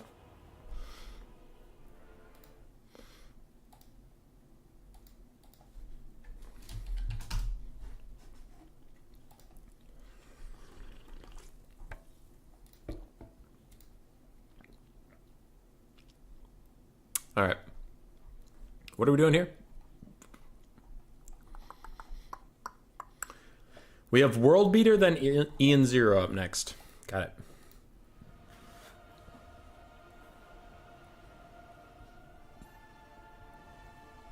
It looks like the pull for World Beater is going towards corn. 2,400 funds. I am hosting the lobby as a spectator.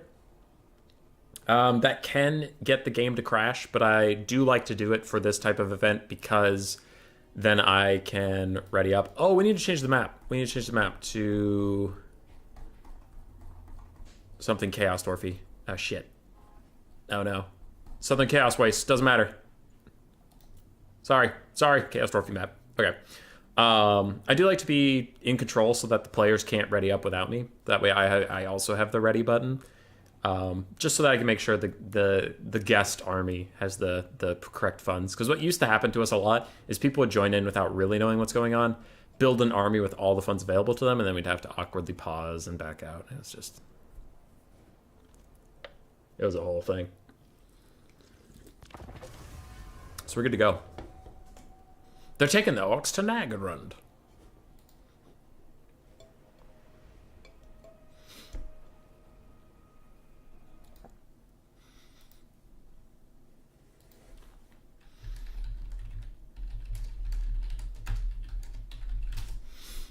Boojilicious said ready, and then AFK'd, and I changed the map on him. So that's my bad. He'll be back in a second. Alright, cool.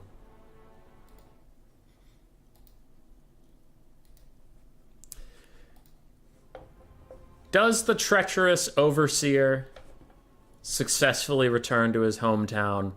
Can the beleaguered army finally get a bit of a rest?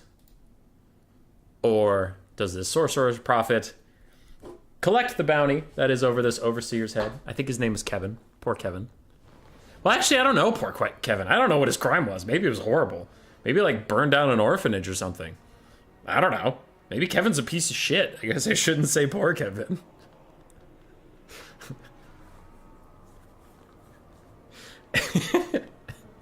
Kevin? Yeah, he's not even wanted for a crime. He's just a piece of shit. We just don't like him.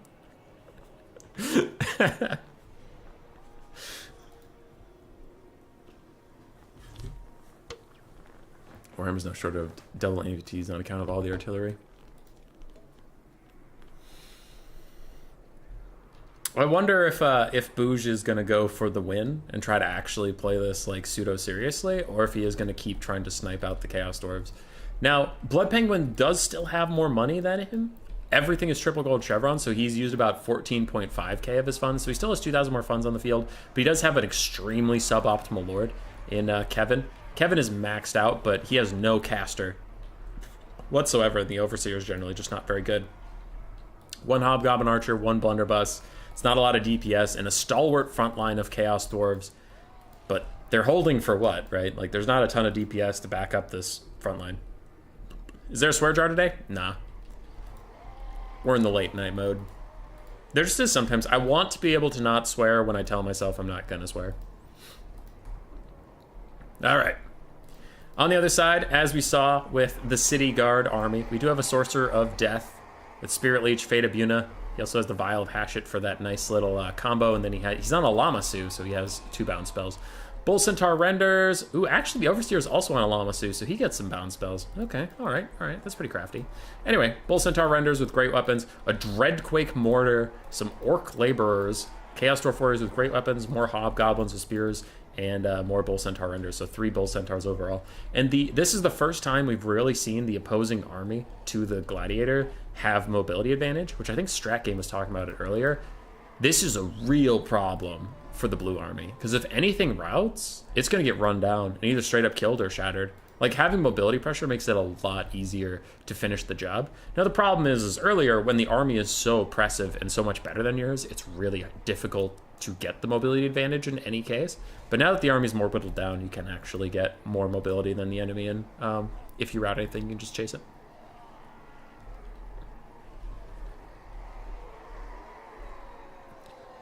You need to kill Ironsworn priority 1. Gotcha, Booj. The best Prime Minister Australia ever had was named Kevin. Someone choose to believe Kevin is also top tier.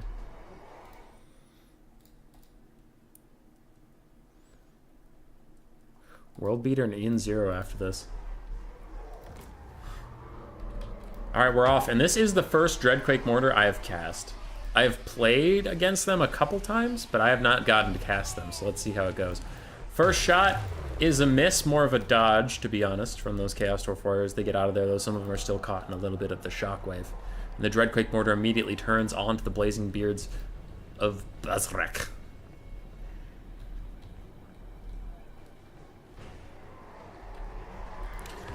Fire again, my beautiful machine. Fire again. Blood Penguin on top of it, though, I did say he is an extremely elite player, and he knows just how to dodge, especially such a slow-moving projectile. That Dreadquake Mortar will get scarier and scarier as the front lines actually collide, but until that moment when Blood Penguin has all the time in the world to attempt to dodge, he is going to be on top of that. Hobgoblins setting up their flank. There's not too much these Chaos Dwarves can do. The Bull Centaur Renders are slower than them, so it's not like they can chase them around. Dreadquake, almost got its first solid hit. The Overseer, Kevin, is taking a nasty Spirit Leech to the face, though Kevin is replaceable. So, actually, he's strangely expendable for this army. Don't forget the first game we had for launch. Yeah, I didn't cast one, I've played one. Yeah. Orc Laborers take just a brutal charge from those Bull Centaur Renders. And the enemy Bull Centaur Renders are going to run up and try and deal with them. Looks like we have an enfeebling foe onto the gold chevron boys. Bring them down to 24-21 stats. Bougie is going to chase them into some Goblin Laborers. A countercharge from more Bull Centaur Renders, though, will probably mean that the red ones are in for a bad time. But the Hobgoblin Archers are now the target of the Wolf Riders, who are just running in. Blazing Beards of Bazook just annihilate these little guys. Jeez, already is going to rout them off. But the Hobgoblins, still a bit of fresh fish. And the Bull Centaurs are still trying to pursue through that big blob fight, but it looks like Blood Penguin's blunderbusses are going to hold. But where's the Dreadquake fire now? Now is when it's going to start getting some good hits, because there's just no possible way Blood Penguin has the wherewithal, the state of mind to dodge while all this shit's going on. Bull Centaur Renders are charging straight into the Infernal Irons when they're trying to dodge. Wow, they are trying to dodge the Dreadquake Mortar. It's coming down. It hits a couple of them because the Bull Centaurs knocked them back into it, but more Bull Centaur Renders are coming down. But they're running out of places to go. There's Hobgoblins all over, Hobgoblin Wolf Riders, that is, all over the place. And these Bull Centaur Renders are extending pretty deep into the enemy lines to try and shut down Bootylicious' Dreadquake Mortar. They get side-charged by the other Bull Centaurs. And even the Sorcerer Prophet is going to come back and deal with them too, so really trying to peel off these guys. Dreadquake fires in. Chaos Dwarf Blunderbuss is running away. Took a little bit of damage, but man, Blood Penguin has been on top of dodging this so far. Takes a good side fight. Another Spirit Leech onto Kevin, as the main Bull Centaur Renders got a Withering on top of them that lowers their leadership enough for them to tear out, and they are out of here. Damage values are quite equal. The Dreadquake Mortar continues to fire, and Blood Penguin continues to dodge, but this could be the first fuck-up. He starts to dodge now, but is it too late? Another glancing shot. That Dreadquake just can't quite fully hit, and the Hobgoblin Archers are once again under duress as they are attacked by Wolf Riders. You say under duress too much. I notice it after I say it. All right, something is happening to these Bull Centaur Renders. Oh, they're getting cleaved by other Bull Centaur Renders whose flag wasn't nearby, and I didn't notice that just yet. Hobgoblin Wolf Riders are pushed off. We have two very low units, and I do wonder if Bootylicious is going to transfer at any point to just trying to snipe things rather than trying to win, but for now it looks like he's still going for the win as he is trying to snipe out Kevin. If Kevin goes down, there will be a leadership spike, the likes of which the Chaos Dwarves have never seen. Kevin continues to battle back, and these Blazing Beards and the Infernal Ironsworn on the backfield have routed everything off. And the Sorcerer Prophet takes a massive volley at point-blank range from the blunderbusses.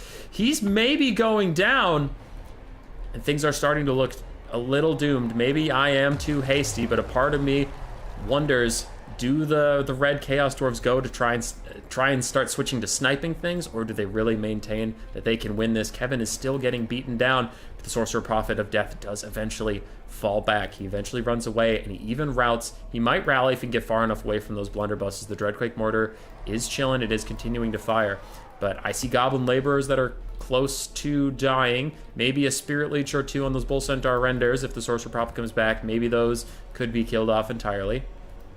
Who knows? Ooh, the Hobgoblin Archers, a little bit of a mistake. They run straight into Bull Centaur Renders and Orc Laborers. Oh, wait, those are Chaos Dwarf Warriors. Those aren't even Orc Laborers. This could be the end of our friends, the Hobgoblin Archers, and the last Hobgoblin. Sorry, the Goblin Laborers that y'all wanted to see. Dreadquake Mortar fires in. The Spirit Leech caster is back. Big shot. Does actually use much friendly fire as real fire, though. And the army losses is coming in. And I think Blood Penguin made it out unscathed.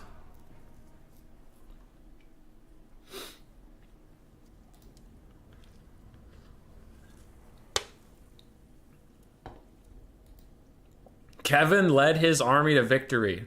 Turns out Kevin's not a piece of shit. He used to be a piece of shit. He's not a piece of shit anymore.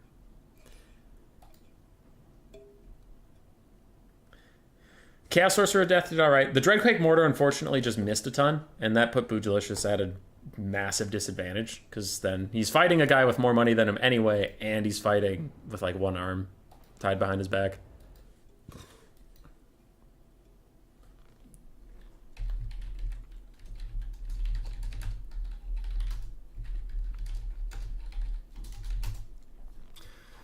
Alright.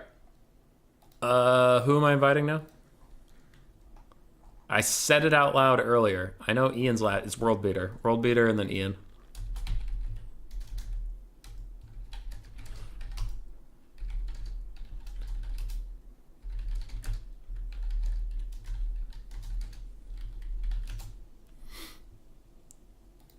I've had better Dreadquakes in my toilet bowl.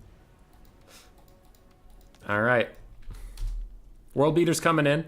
And the vote is over Khorne. It is. So we will have Khorne versus the Chaos Dwarves here.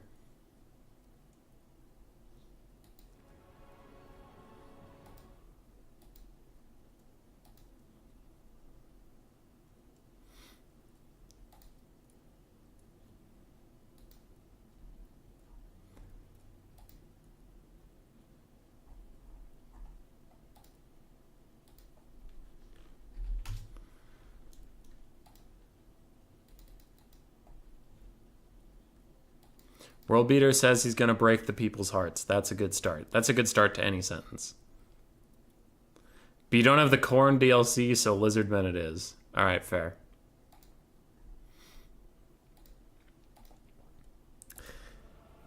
Kevin marches his wounded and beleaguered army into the city.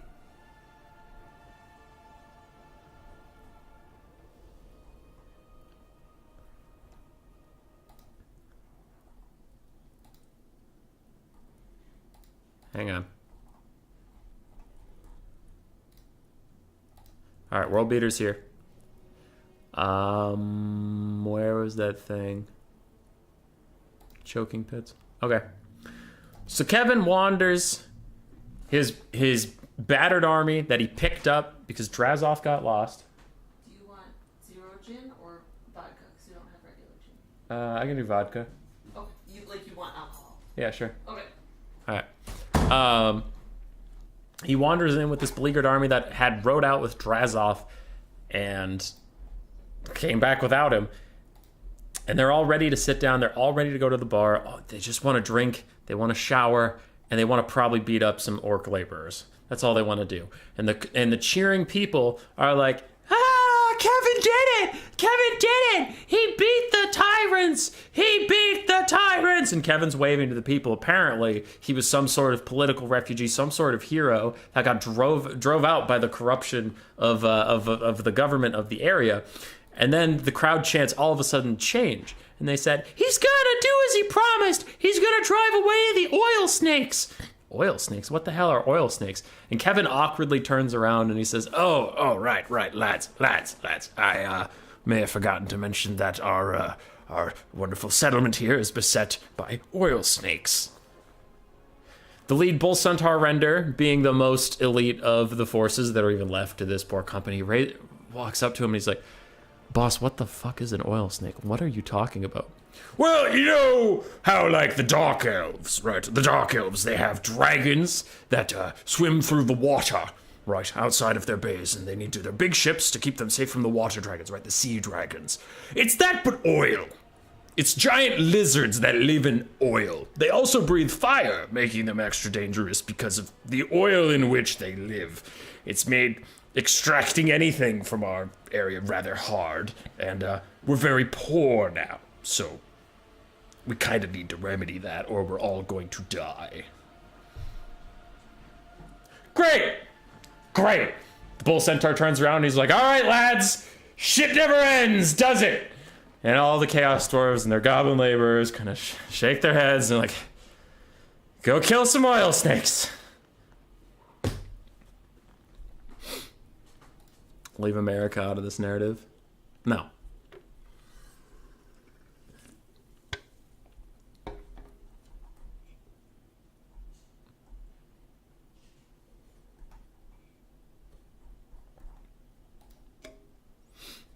You call that an oil snake? Nah, that's an oil snake.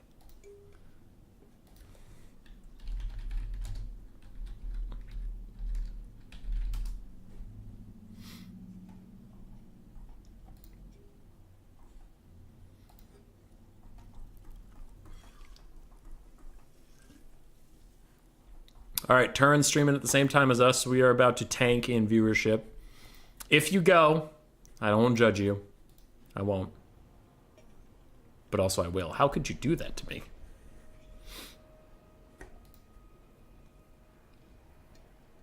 Human, you're wonderful. Thanks, buddy. We try, man. We try. All right, World Beater's shuffling around some stuff right now. He's figuring it out.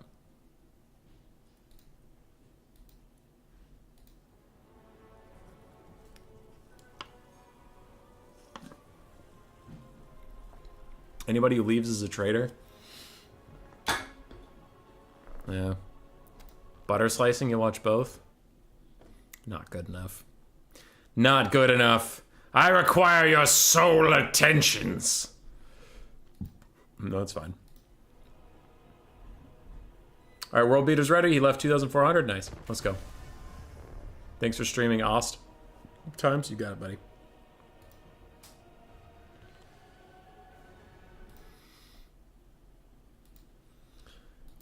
Can Kevin fulfill his promise to his people and rid his settlement of the scourge of the oil snakes? Or will the oil snakes claim yet another 1,000 lives, as they do every day when the goblins go out with their buckets to collect the oil? I don't know how oil refineries work. Thank you very much, Bubba. I don't know how oil refineries work. I'm not an oil man. I assume you just go out and grab it in buckets. Thanks, Butter Slicing. Butter Slicing, is there any chance that you're Butter Lancer, the person who sends me the replays every so often? Bye, Lusania.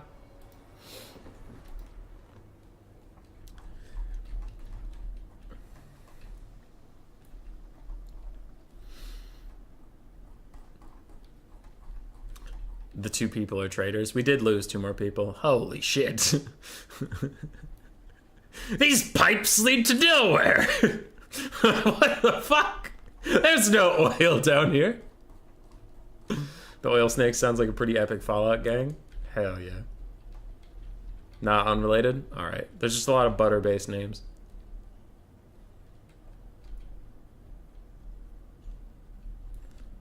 Not knowing where you get oil from. Ground.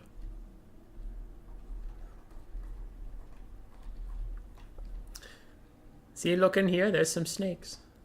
Okay, this is a deep cut, but did anybody ever see any of the shitty Discovery Channel movies that were like Megalodon versus like giant alligator, or like giant alligator versus giant octopus, and they were like horribly done? They were hilarious to watch with friends just because they were so terrible. But there was one where there was like, let me find something here. So there's this lady walking through this swamp, right? Okay, I found one. So there's a lady walking through a swamp, and she gets to a door of about this size, let's say. And actually, that's pretty big, but even so, she gets to a door of like that size. And she turns around, and she's like, guys, it smells weird in here. And they're like, hey, keep going. We gotta know what's in there for whatever stupid reason. We have to look at a hole in a wall in a swamp. And she goes, okay, and she turns around, and it's meant to be a jump scare, but the movie's so poorly done that, like, the giant crocodile that comes out of it is larger than this building. Like, I swear to God, it's larger than this building, and I'm like, it could have never fit in there. And she's like, where did this come from? And I'm like, that's actually a really good follow-up question, is where the fuck did that come from? Because it wasn't that hole in the wall. The hole in the wall is significantly smaller than the monster. Also, how did a full-ass giant crocodile get there that's larger than that building, and none of your friends told you about it? The last thing your friends said to you before you turned around was, keep going. And they could presumably see the giant fucking monster behind you. They were so terrible. But I loved it. Like, they're one of those movies that's so trash. Sorry,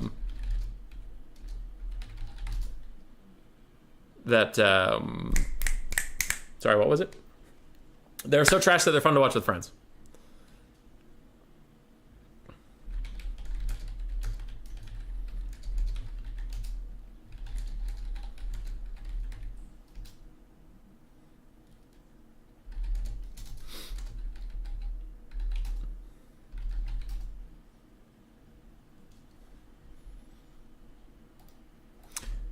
I don't know why this is taking so long to load in.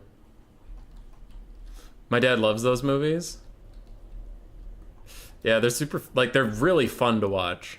Like, they're objectively bad, but sometimes if you're just signing up for that, that's great.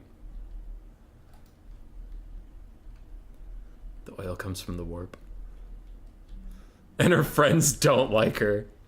That's the best part. So bad it's good? Yeah. They are for sure so bad it's good. They're just hilarious.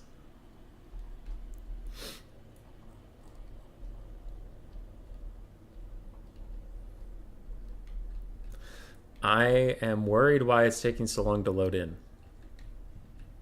I am starting to feel the big concern.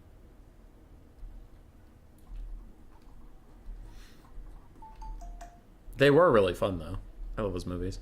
I also watched... My friends and I got together and watched all 3 of the new Jurassic World movies. Those are really funny to watch. Like, they're not nearly as terrible as those Discovery ones. They're still, like, pretty bad. I'd say the first Jurassic World was unironically enjoyable. I don't think it was, like, a great movie, but it was fine. It was a fine movie. Second Jurassic World was okay. And the third I will shit talk. The third was objectively boring. Like, it wasn't even fun to make fun of, just like nothing was happening. And their brand new dinosaur, they were like, this is the Gigamactosaurus Rex. It's the biggest Gigamactosaurus Rex ever. And the thing was like crawling along like it hurt to exist. That it's like, please just don't run away. And then all the people ran away, and it's like, oh, god damn it, I can't catch any of you. And then when it has them, they're actually at a structure that looks a lot like this. And there's a ladder they need to climb up. The thing is like where these bull centaurs are, and the humans are trying to climb it. All 7 or 8 of them get up, walk around it, and get to the door before the bull centaur monster gets from here to here. And it was like 4 steps. It was putting in 0 effort. Like, I don't even think it wanted to kill them. I think it was just genuinely curious about the little animals running around. And it's like, huh, well, those are cute. And then when they all go inside, he's like, well, anyway, and walks away. And they're all like, holy shit, this big bad monster. And everyone in the movie theater is like, wow, they barely avoided that big bad monster. And I'm sitting there like, he wasn't trying. He didn't give a single shit about you guys. He didn't care. If he wanted to, you'd be so dead.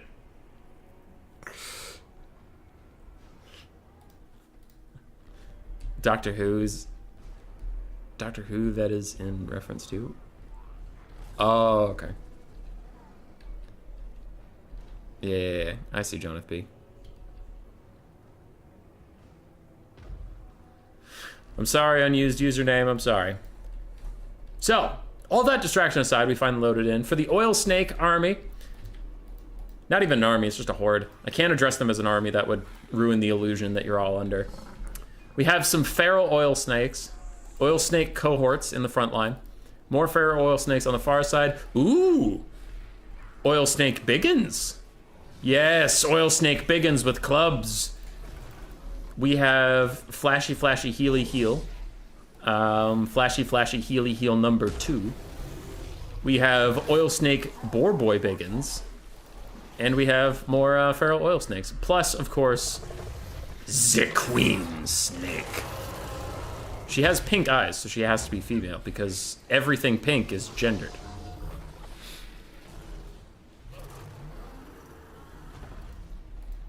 Nice, unused username. Nice. Huzzah. Kevin's blunderbusses are going to have to kill this thing, or Kevin's going to have a very, very bad time. You know, they say it's a sign of a very good commentator, how well he covers downtime like that. I am amazing at rambling. Especially with a vodka tonic.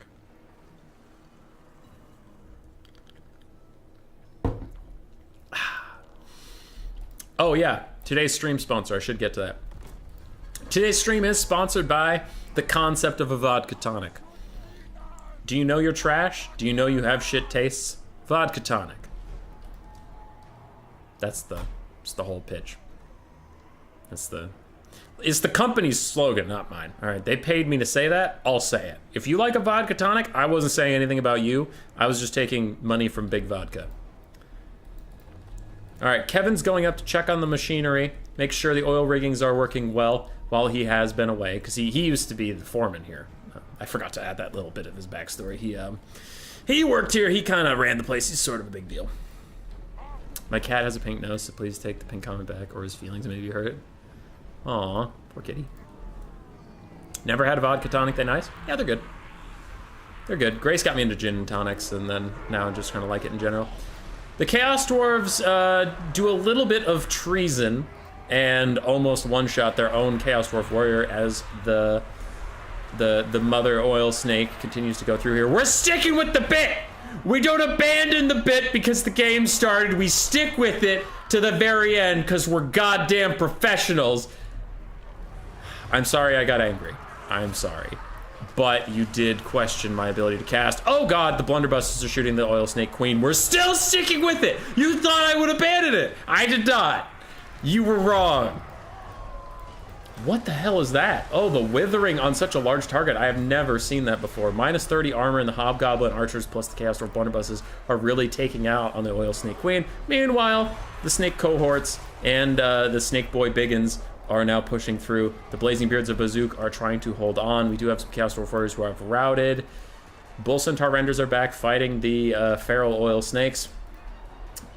And where are those hobgoblins? Did they die? Did the hobgoblins of legend die? Oh no, they're gone! I swear they're dead. Whatever. The Infernal Ironsworn nuke their own blazing beards once again, but the Chaos Dwarf blunderbusses are firing into the Grand Oil Snake, the leader of them all. The feral snake ones are pushed off. And yeah, I think those hobgoblins are... Nope, they're right there! I found them! They're fine. They're chilling. They're big chilling. Cold-Blooded will keep her in the fight. Meanwhile, one of the Healy oil snakes throws down a big... a banishment. Well, it's banishment. Okay, the spells are what they are. Those don't have to be oil snake themed. I'm not a monster. They're just normal spells. They can learn things.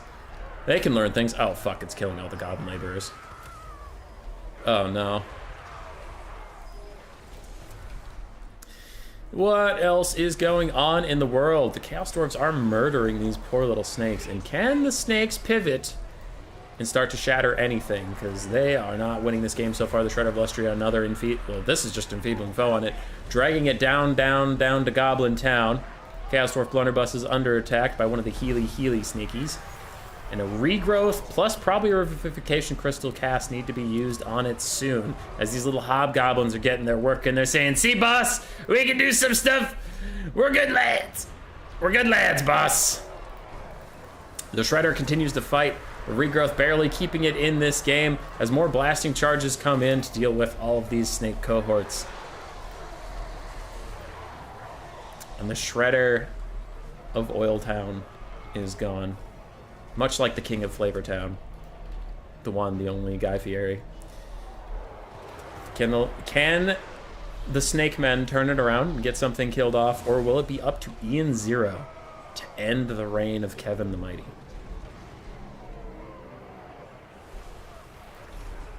You thought the oil snakes do better for some reason? I also was a little worried. How does the Dowie have spells? His Lamasu mount. Kevin's Lavasu mount comes with a bound enfeebling foe and a bound withering, but he only gets one cast of each. As the last of these blasting charges ride in, the mage is about to die. Aura of pretzels, a little bit of healing, trying to keep him in the fight for just a couple more seconds. But I think that's about to be it. That is it. GG. GG, Blood Penguin stands. Can Ian Zero end the reign of terror?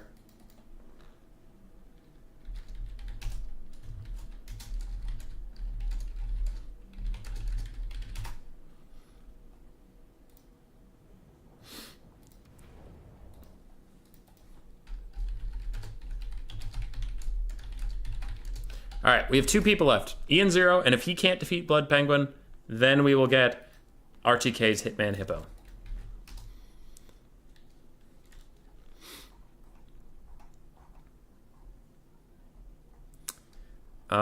Where are those bands? I gotta find the bands. Where are those bands? Give me them bands. They're there.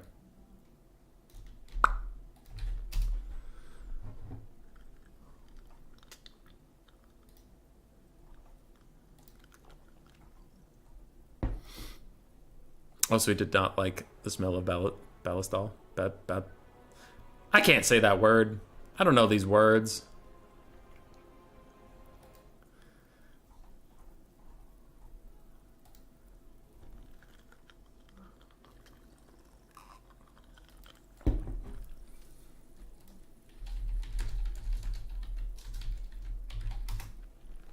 All right, let's see what Ian wants to go with.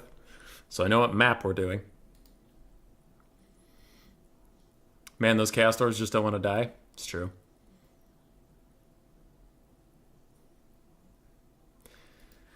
It's true.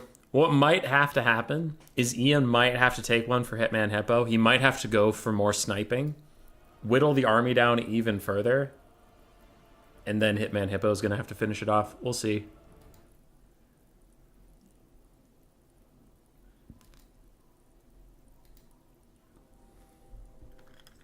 All right, we're going Kislev.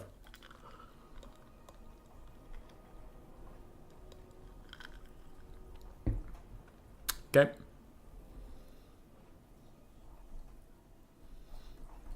Kislev. The flats of Kislev.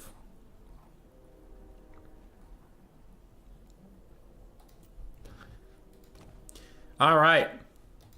Kevin returns back to his town. The Chaos Dwarves in it, all cheering. Even the Goblin laborers are cheering. They did, yeah, Kevin did it! Kevin did it! Kevin's so amazing! He defeated the oil snakes. He saved our economy. We now get food. We get water.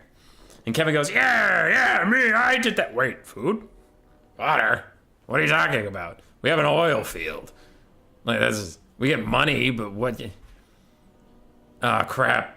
Oh, people are like, Kevin, you said you were going to fix the food and water. We're starving to death, Kevin. He's like, I got it. And then he turns around to his beleaguered army, and he looks at him. He says, hey, guys, we got it. We just need food and water. I mean, you guys want a shower. You're covered in blood and soot and all these things from these battles you've done. If you want a shower, we need water. Unless you want to shower in oil, like we gotta go do some raiding. And the army is like, oh my god, fine, let's go do some raiding. I'm sure this will be the last thing. It's always the last thing, isn't it, Kevin? It's always the last thing. Just help me beat the guards, Kevin. Help me take over the town, you guys. Just beat the oil snakes, guys. Just go raid fucking Kislev, guys. That sounds great, Kevin. Jerry has a bullet hole through his hoof. All right. Gregory's missing a leg. Steve Areno's got no arrows left for his little hobgoblin bow. Where's he gonna get hobgoblin arrows? Kevin? Mr. Ideas Man? We need a break. Kevin. We can't keep doing this shit. And Kevin strokes his beard thoughtfully. He's like, you know what? Lads, it's times like these. We need good men. Actually, we don't need good men. We need bad men. Bad men and goblins. Bad men and goblins. Actually, not even men. Bad dwarves and goblins. We need bad dwarves and goblins to go kill good men. Good Kislevites out there farming in their fields like fucking idiots. Farming for crops like goddamn jags when you could just buy food. Why would you farm when you could buy food? Anyway, hardworking people. Very easy to kill. Let's go kill those men. The bull centaurs and goblins, thoroughly confused by this speech at this point. They didn't really know where it was going, but they recognize an ending line when they hear one go, yeah, all right, let's go! And they all run off into the Kislev countryside to score themselves some food and water.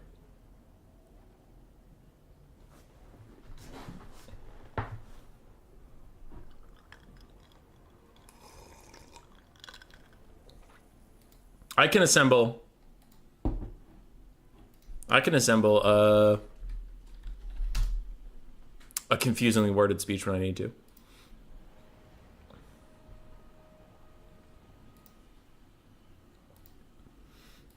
All right, Ian thought he needed 2,600 left.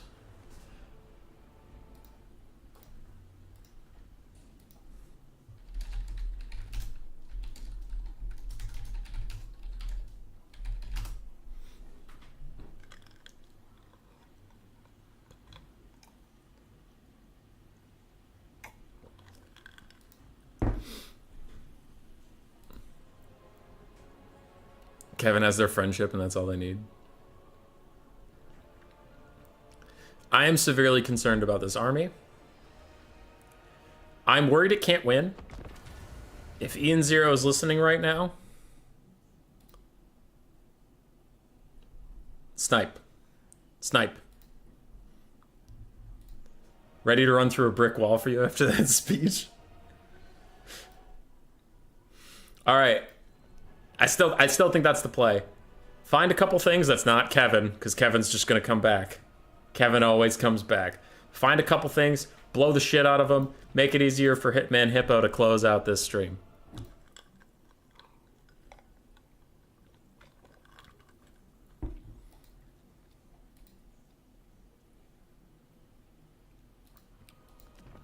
Take out units.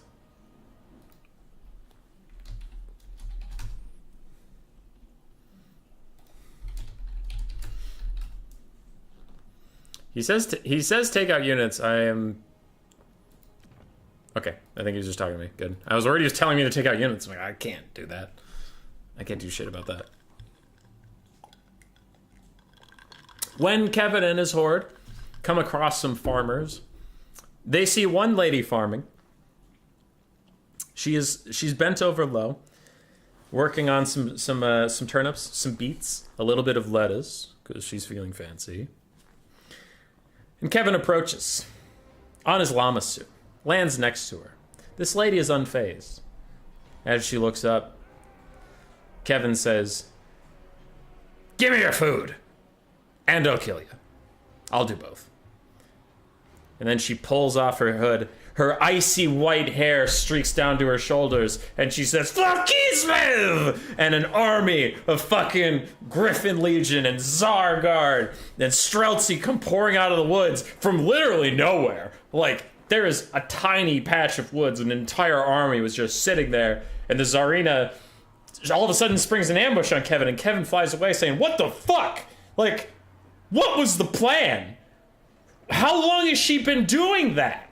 How long has she been pretending to farm? Has she been here for days? Months? Was she even waiting for us? Like, was this for someone else and we just stumbled into it? This is a stupid plan. What if we hadn't come to this specific field? You'd be way out of position. What are you doing here? Where's your supplies? Like, were you just... What the fuck, lady?" But now he has to fight.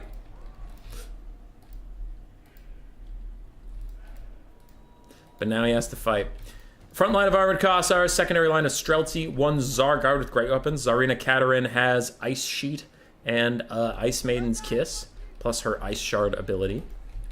Then the back line, we have more Kossars with spears, armored Kossars with great weapons, and 2 Griffin Legions. Man, are you a Disney Star Wars script writer? Long-term storytelling setting up the way too big snake earlier to set this up. The Goblin laborers are gonna survive this. They better fucking not.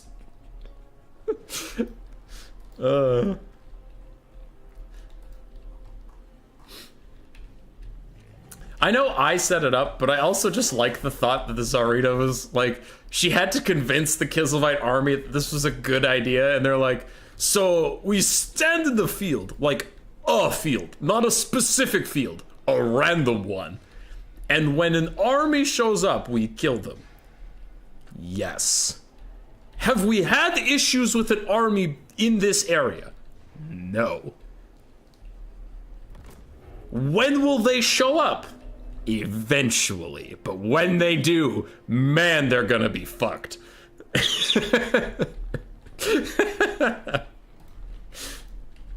Alright. We are off. The Kislevites are slowly advancing. Looks like they're repositioning off to one side. They'll probably want to snap formation forwards. Don't know where they're going.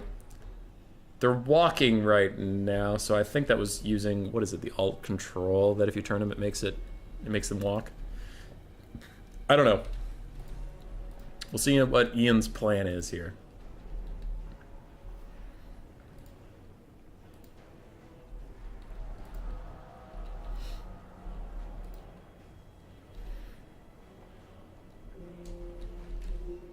Streltsy are getting their first shots off. They are going to fire straight into the faces of Chaos Warriors. Probably not the target they want, ideally, but they are just getting some free shots off while they are waiting for the rest of the army to come in range. Might as well get the free damage while you can. And an Ice Maiden's Kiss to really hurt these guys. Wow, that did a lot of damage, honestly. Kevin is flying over. He's going to stop these Streltsy. He hasn't known these Chaos Dwarfs for very long, but he's going to support them now. He's going to support them with everything he's got. Chaos Dwarf Warriors get stuck in an ice sheet, giving them a pitiful 21 speed as they run into the firing lines of all these Kossars and Streltsy and everything like that. Kevin is fighting the Tsarina. He did not like being bamboozled in that farmyard. Farmyard. Just sounds weird. Whatever. Kossars firing into Chaos Dwarf Warriors. More armored Kossars and basic Kossars trying to get these Chaos Dwarfers out of here, and the Hobgoblins backstabbing them a little bit. Classic Hobgoblin behavior. More Chaos Dwarf Warriors taking damage. It looks like Ian Zero is plenty happy just going through the front line as he can. We do have some Griffin Legion getting caught in the distance by the full Max Chevron Bull Centaur Renders of Great Weapons. That is going to be a terrible, terrible time to be a Griffin Legion. More Bull Centaur Renders plow into the armored Kossars, and the Chaos Dwarf Warriors are routing. This means their shields are facing the wrong direction, and if there is any ranged fire left to put into them, they will take a significant amount of damage during this time. More Chaos Dwarf Warriors are falling back, and these guys are elite. They have been through several long campaigns, as you have all seen, so they are plenty used to hardship. Their leadership is questionable by none. They never retreat, they never surrender, so you pretty much have to outright kill these boys. For the Chaos Dwarf army, most of their damage has come in onto these two Chaos Dwarf Warriors. Looks like the Tsarina is really committing to try to finish one off. The Bolt Centaur Renders and Kevin himself shutting down the back line of Kislev. This other side of Kislev, though, they are holding on, and a quick little Ice Maiden's Kiss do good damage to the Goblin Laborers. The Zargard with Great Weapons trying to find a home, but these Chaos Dwarf Blunderbusses are just ruining their day. They are getting murked down by these guys as the Tsarina continues after the Chaos Dwarf Warriors. They're doing good so far. They're doing good. The Tsarina is really chasing down these Chaos Dwarf Warriors, though. She doesn't want to let them go. She won't let them go for nothing. Streltsy under duress now. Kevin and his Bull Centaurs have made them pay the dark price. These Kossars with spears look like they're trying to go find something as the Tsarina continues to fight these Chaos Dwarf Warriors. She is really trying to snipe them out, and Kevin is even going to dedicate his time to come back. The Hobgoblin Archers and the Chaos Dwarf Blunderbusses are all turning around to deal with her. 400 HP left on this Chaos Dwarf Warrior. And Ice Maiden's Kiss really just trying to get rid of him. 300 HP left on them, and Kevin dives down onto the Tsarina. Kislev backline is in shambles. Chaos Dwarfs just pulling forward too aggressively. Not much they can do there. And Tsarina is going to peel away from these Chaos Dwarf Warriors. She's not quite able to fully chase them off. Hobgoblins running, but they are fine. Kislev is falling desperately far behind the balance of power as most of their army is dead, and the Tsarina is going to get stalled out right in front of the Blunderbusses. That'll be the end of her, and without her, this whole ambush is going to fail. Kislevite army passive pops. Tsarina dives into some Blunderbusses, but that will be the end of her.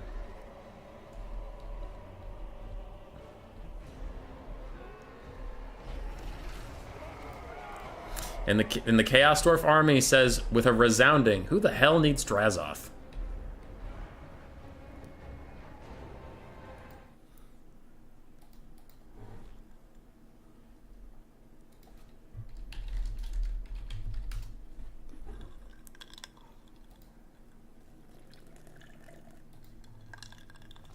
GG. Kevin is too strong. His lads are too strong.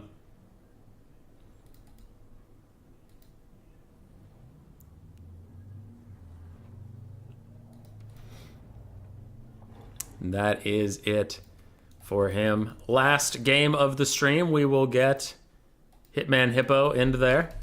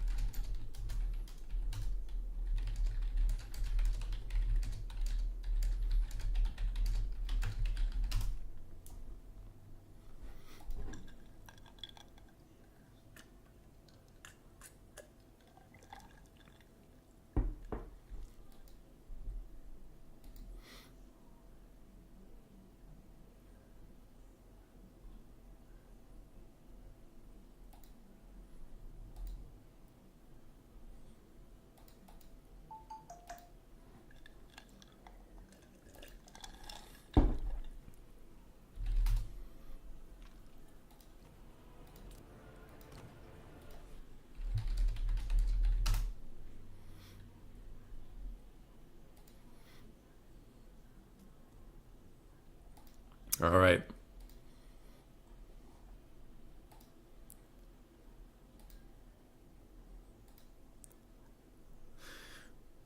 We've seen Felix bamboozling a dragon. His tiny face is Kevin.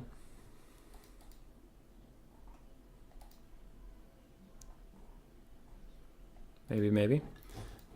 I wonder what faction Hitman Hippo is going to take.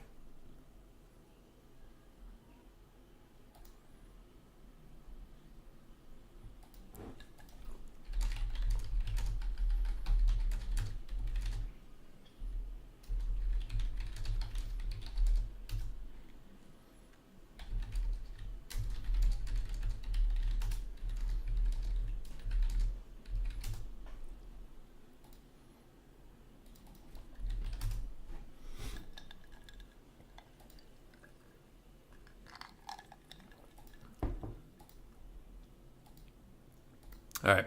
Sorry, I was just messaging some people.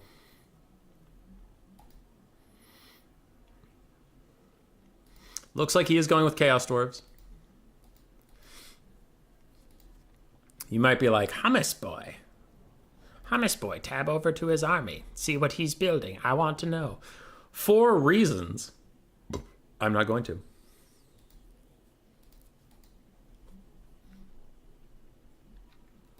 All right, Hitman Hippo's ready. Oh, I have to change the map. Hold on, sorry. Map. Southern Chaos Waste was what we did last time he was approaching his hometown. Hang on, Southern Chaos Waste. All right, Kevin is on his way home. He has defeated the oil snakes with his rallied army. He then got tons of food and water because he found the Tsarina's hidden camp. He found the Tsarina's hidden camp where her army has been feeding itself. Apparently, judging by the calendars on the walls, the Tsarina did that fake farmer bit for like 7 months. And they were ready to do it for 3 years. So he has all the food and water he needs for his settlement. And on his way back, he's getting there. He turns to his army and he says, you guys have done great. You guys have been with me through a lot. I know Drazoth brought you guys out here, but I think like we've grown together as a family. And as the Bull Centaurs come in for a group hug, and the Chaos Dwarf Blunderbusses come in for a group hug, and they're all big guys, strong guys, never cried as babies. They're all bawling right now, weeping, just tears streaming down their face. Big guys, strong guys. And they look up and they go, do you guys hear that? Well, hear what, buddy? Hear what, buddy? Preach it! In the distance. Bewaiting. Bewaiting. Bewaiting. Bewaiting. Kevin looks up. The orchestral music starts playing. I only know one man that makes that sound. Astrogoth, Ironhand, stands between him and his hometown. And Astrogoth looks upon him and says, "You broke-ass bitch! You owe me 30 million Chaos Dwarf coins. Now I see you're playing mayor. I'm gonna take that water and use it to fuel my Skullcracker's steam engines. I'm gonna take that food and I'm gonna poop on it because I'm a bad guy and that's what I do. Your people will starve. Kevin. No last name." And Kevin goes, "Astrogoth, no! We were best friends in high school. How could you do this to me?"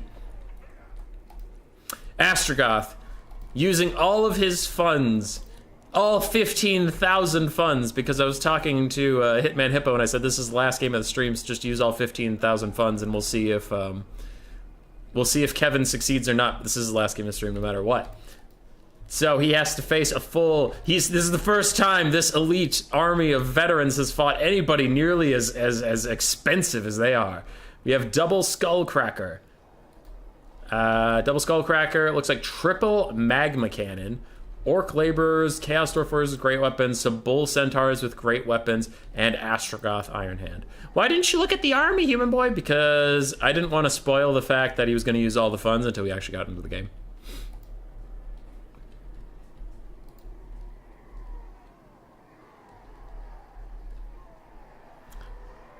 This is Minions 3. Kevin gets home. Yeah. So this is the last game of the stream. No matter what happens, we have had a lot of fun here today.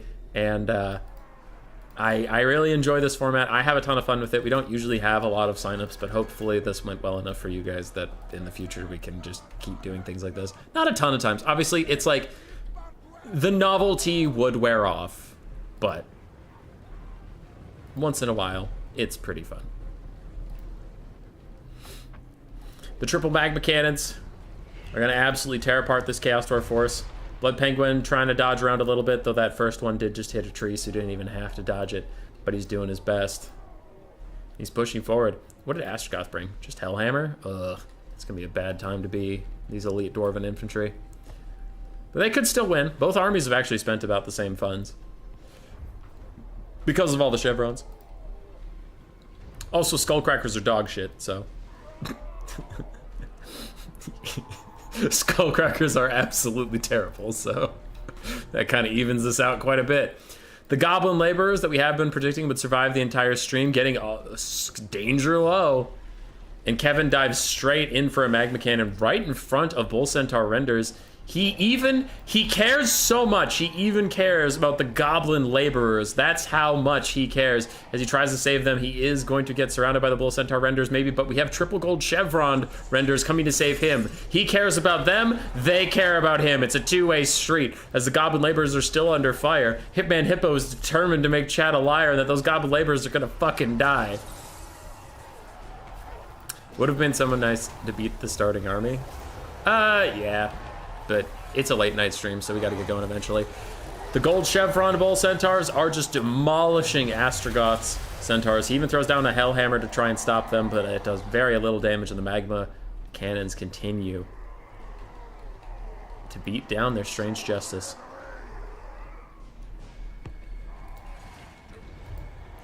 Magma cannons continue to insist firing upon the trees, and the laborers shattered! No, they shattered! They're out of the build! They're out of the build!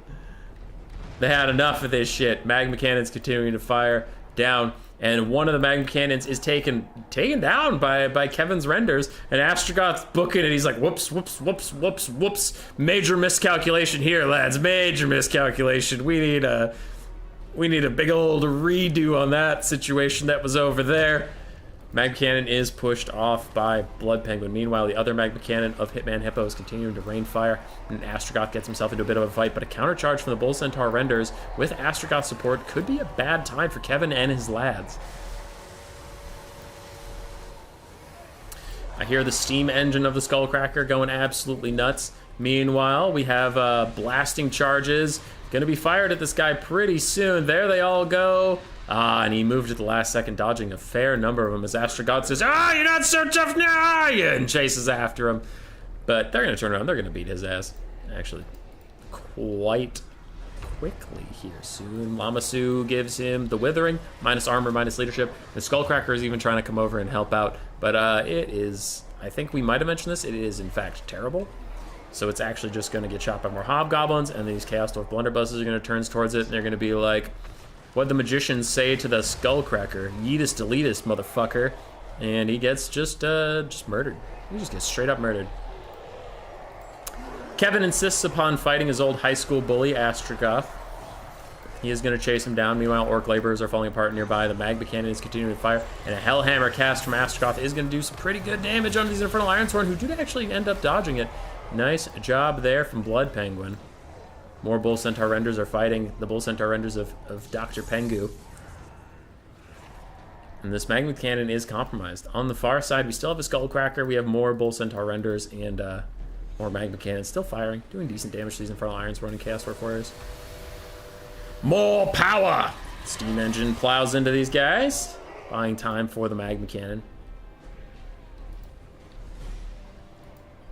And Astrogoth continues to be cheeky, continues to run around. Kevin's not having any of it. Kevin is what we call in it to win it. Astrogoth's trying to get out of here. On the far side, the Skullcracker is trying to just clump up these Infernal Ironsworn, really punish them, and have the Magma Cannon. What do you mean you're obstructed? Literally, what do you mean you're obstructed? Answer me. What is this obstructed symbol I see up here? There's nothing between you. You dumb asshole. There you go. How did you miss? What is wrong with you? Okay, I'm so upset. Anyway, Astrogoth continues to sprint away from Kevin. The rest of Kevin's forces are scattered to the winds, but they are finishing off the Magma Cannon. Kevin himself, running around doing whatever he pleases as this Magma Cannon gets its shit together and hits the Bull Centaurs instead of the Chaos. What do you mean you're confused? What do you mean they all look the same? Everybody's a Chaos Dwarf. How do I know which ones? The blue ones, you idiot. Okay, I'm sorry. I got heated. That's on me. You hit another Bull Centaur again, I'm going to lose my shit. All right, Bull Centaurs and Astrogoth are making these Infernal Ironsworn pretty spooked. They're not having a good time.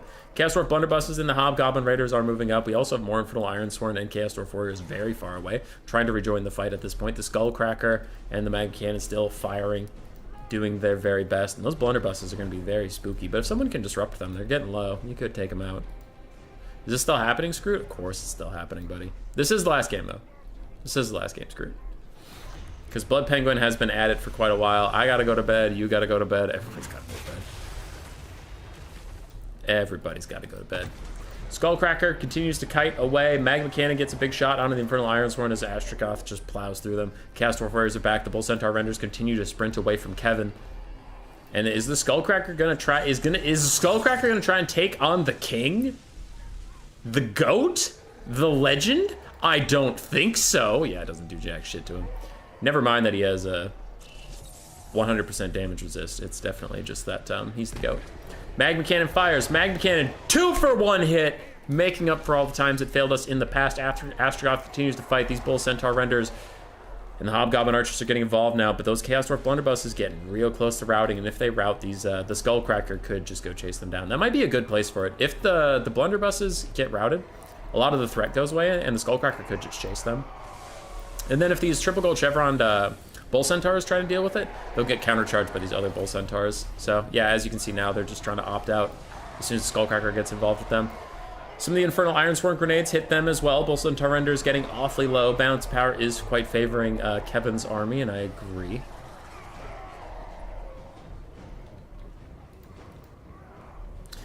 but it's not over until it's ogres. The blunderbusses try to fire. They don't really have a good target, though. There's a bunch of Bull Centaur renders in their way who are going to get nasty countercharged right now by these other ones with great weapons. They're getting so low. 2,000 HP on them, falling just below that. And Astrogoth gets a rear charge. They are going to rout, but do they just straight up die as the Skullcracker continues to harass these Chaos Dwarf Warriors off on the side? The gold chevrons on these Bull Centaurs making them rather tenacious, but down to 800 HP. They are getting pushed off. A Terror doesn't even come for them. 600, 500, continuing to fall, continuing to die. Chaos Dwarf Warriors, the great weapons, even joining into the fight. Sub 200 HP, 130, 111, and they died outright. We have lost a Goblin Laborer. We have lost one of the elite Bull Centaurs, and the Magma Cannon just takes a massive shot. These Chaos Dwarf Warriors were getting very low themselves, almost 500. It looks like the Bull Centaur renders are just going to go for vengeance, go for broke and chase them down. But they are going to get shot by these blunderbusses the entire time. They are going to back off. They just don't want to be in range of that anymore, and that makes sense. I wonder if the Skullcracker could go up and disrupt them to buy these Centaur renders a bit of time so they could go chase down the Chaos Dwarf Warriors. Or you could just rout them one more time with the Magma Cannon shot, and then they will shatter. Chaos Dwarf Warriors push back. The blunderbusses, the hobgoblins, everybody's firing in. The Chaos Dwarf Warrior is back. If they rout one more time, they'll shatter and have to be cut from the build. Astrogoth Iron Hand. Oh, that little tree just saved so many people as Astrogoth casts maybe his last spell of the game to kill off some Infernal Ironsworn. Really wants to keep army losses at bay. Please, we need to rout that one Chaos Dwarf Warrior one more time. Astrogoth's going for it. He's gonna go rout him. He's gonna go kill him just out of spite. Get him, Astrogoth, get him. Kick their ass, yeah. Let's go. Their leadership is 17. They're holding on somehow. 300 HP, they are negative. And they are routed. No fucking shot. No fucking shot. There they go. They shattered. For a second there, they were resisting routing for so long. They shattered. They are out of the build. A Bull Centaur render, the Hobgoblin Spears, and a Chaos Dwarf Warrior is cut from Blood Penguin's build. Kevin will never see them again. He promised them a beer at the bar. They were one day from retirement, but it was not enough. Skullcracker is still rolling around. Kevin returns home with the food and the water he promised. He will rule his people in peace because Chaos Dwarves are definitely all about that peace. With the tattered remains of an army.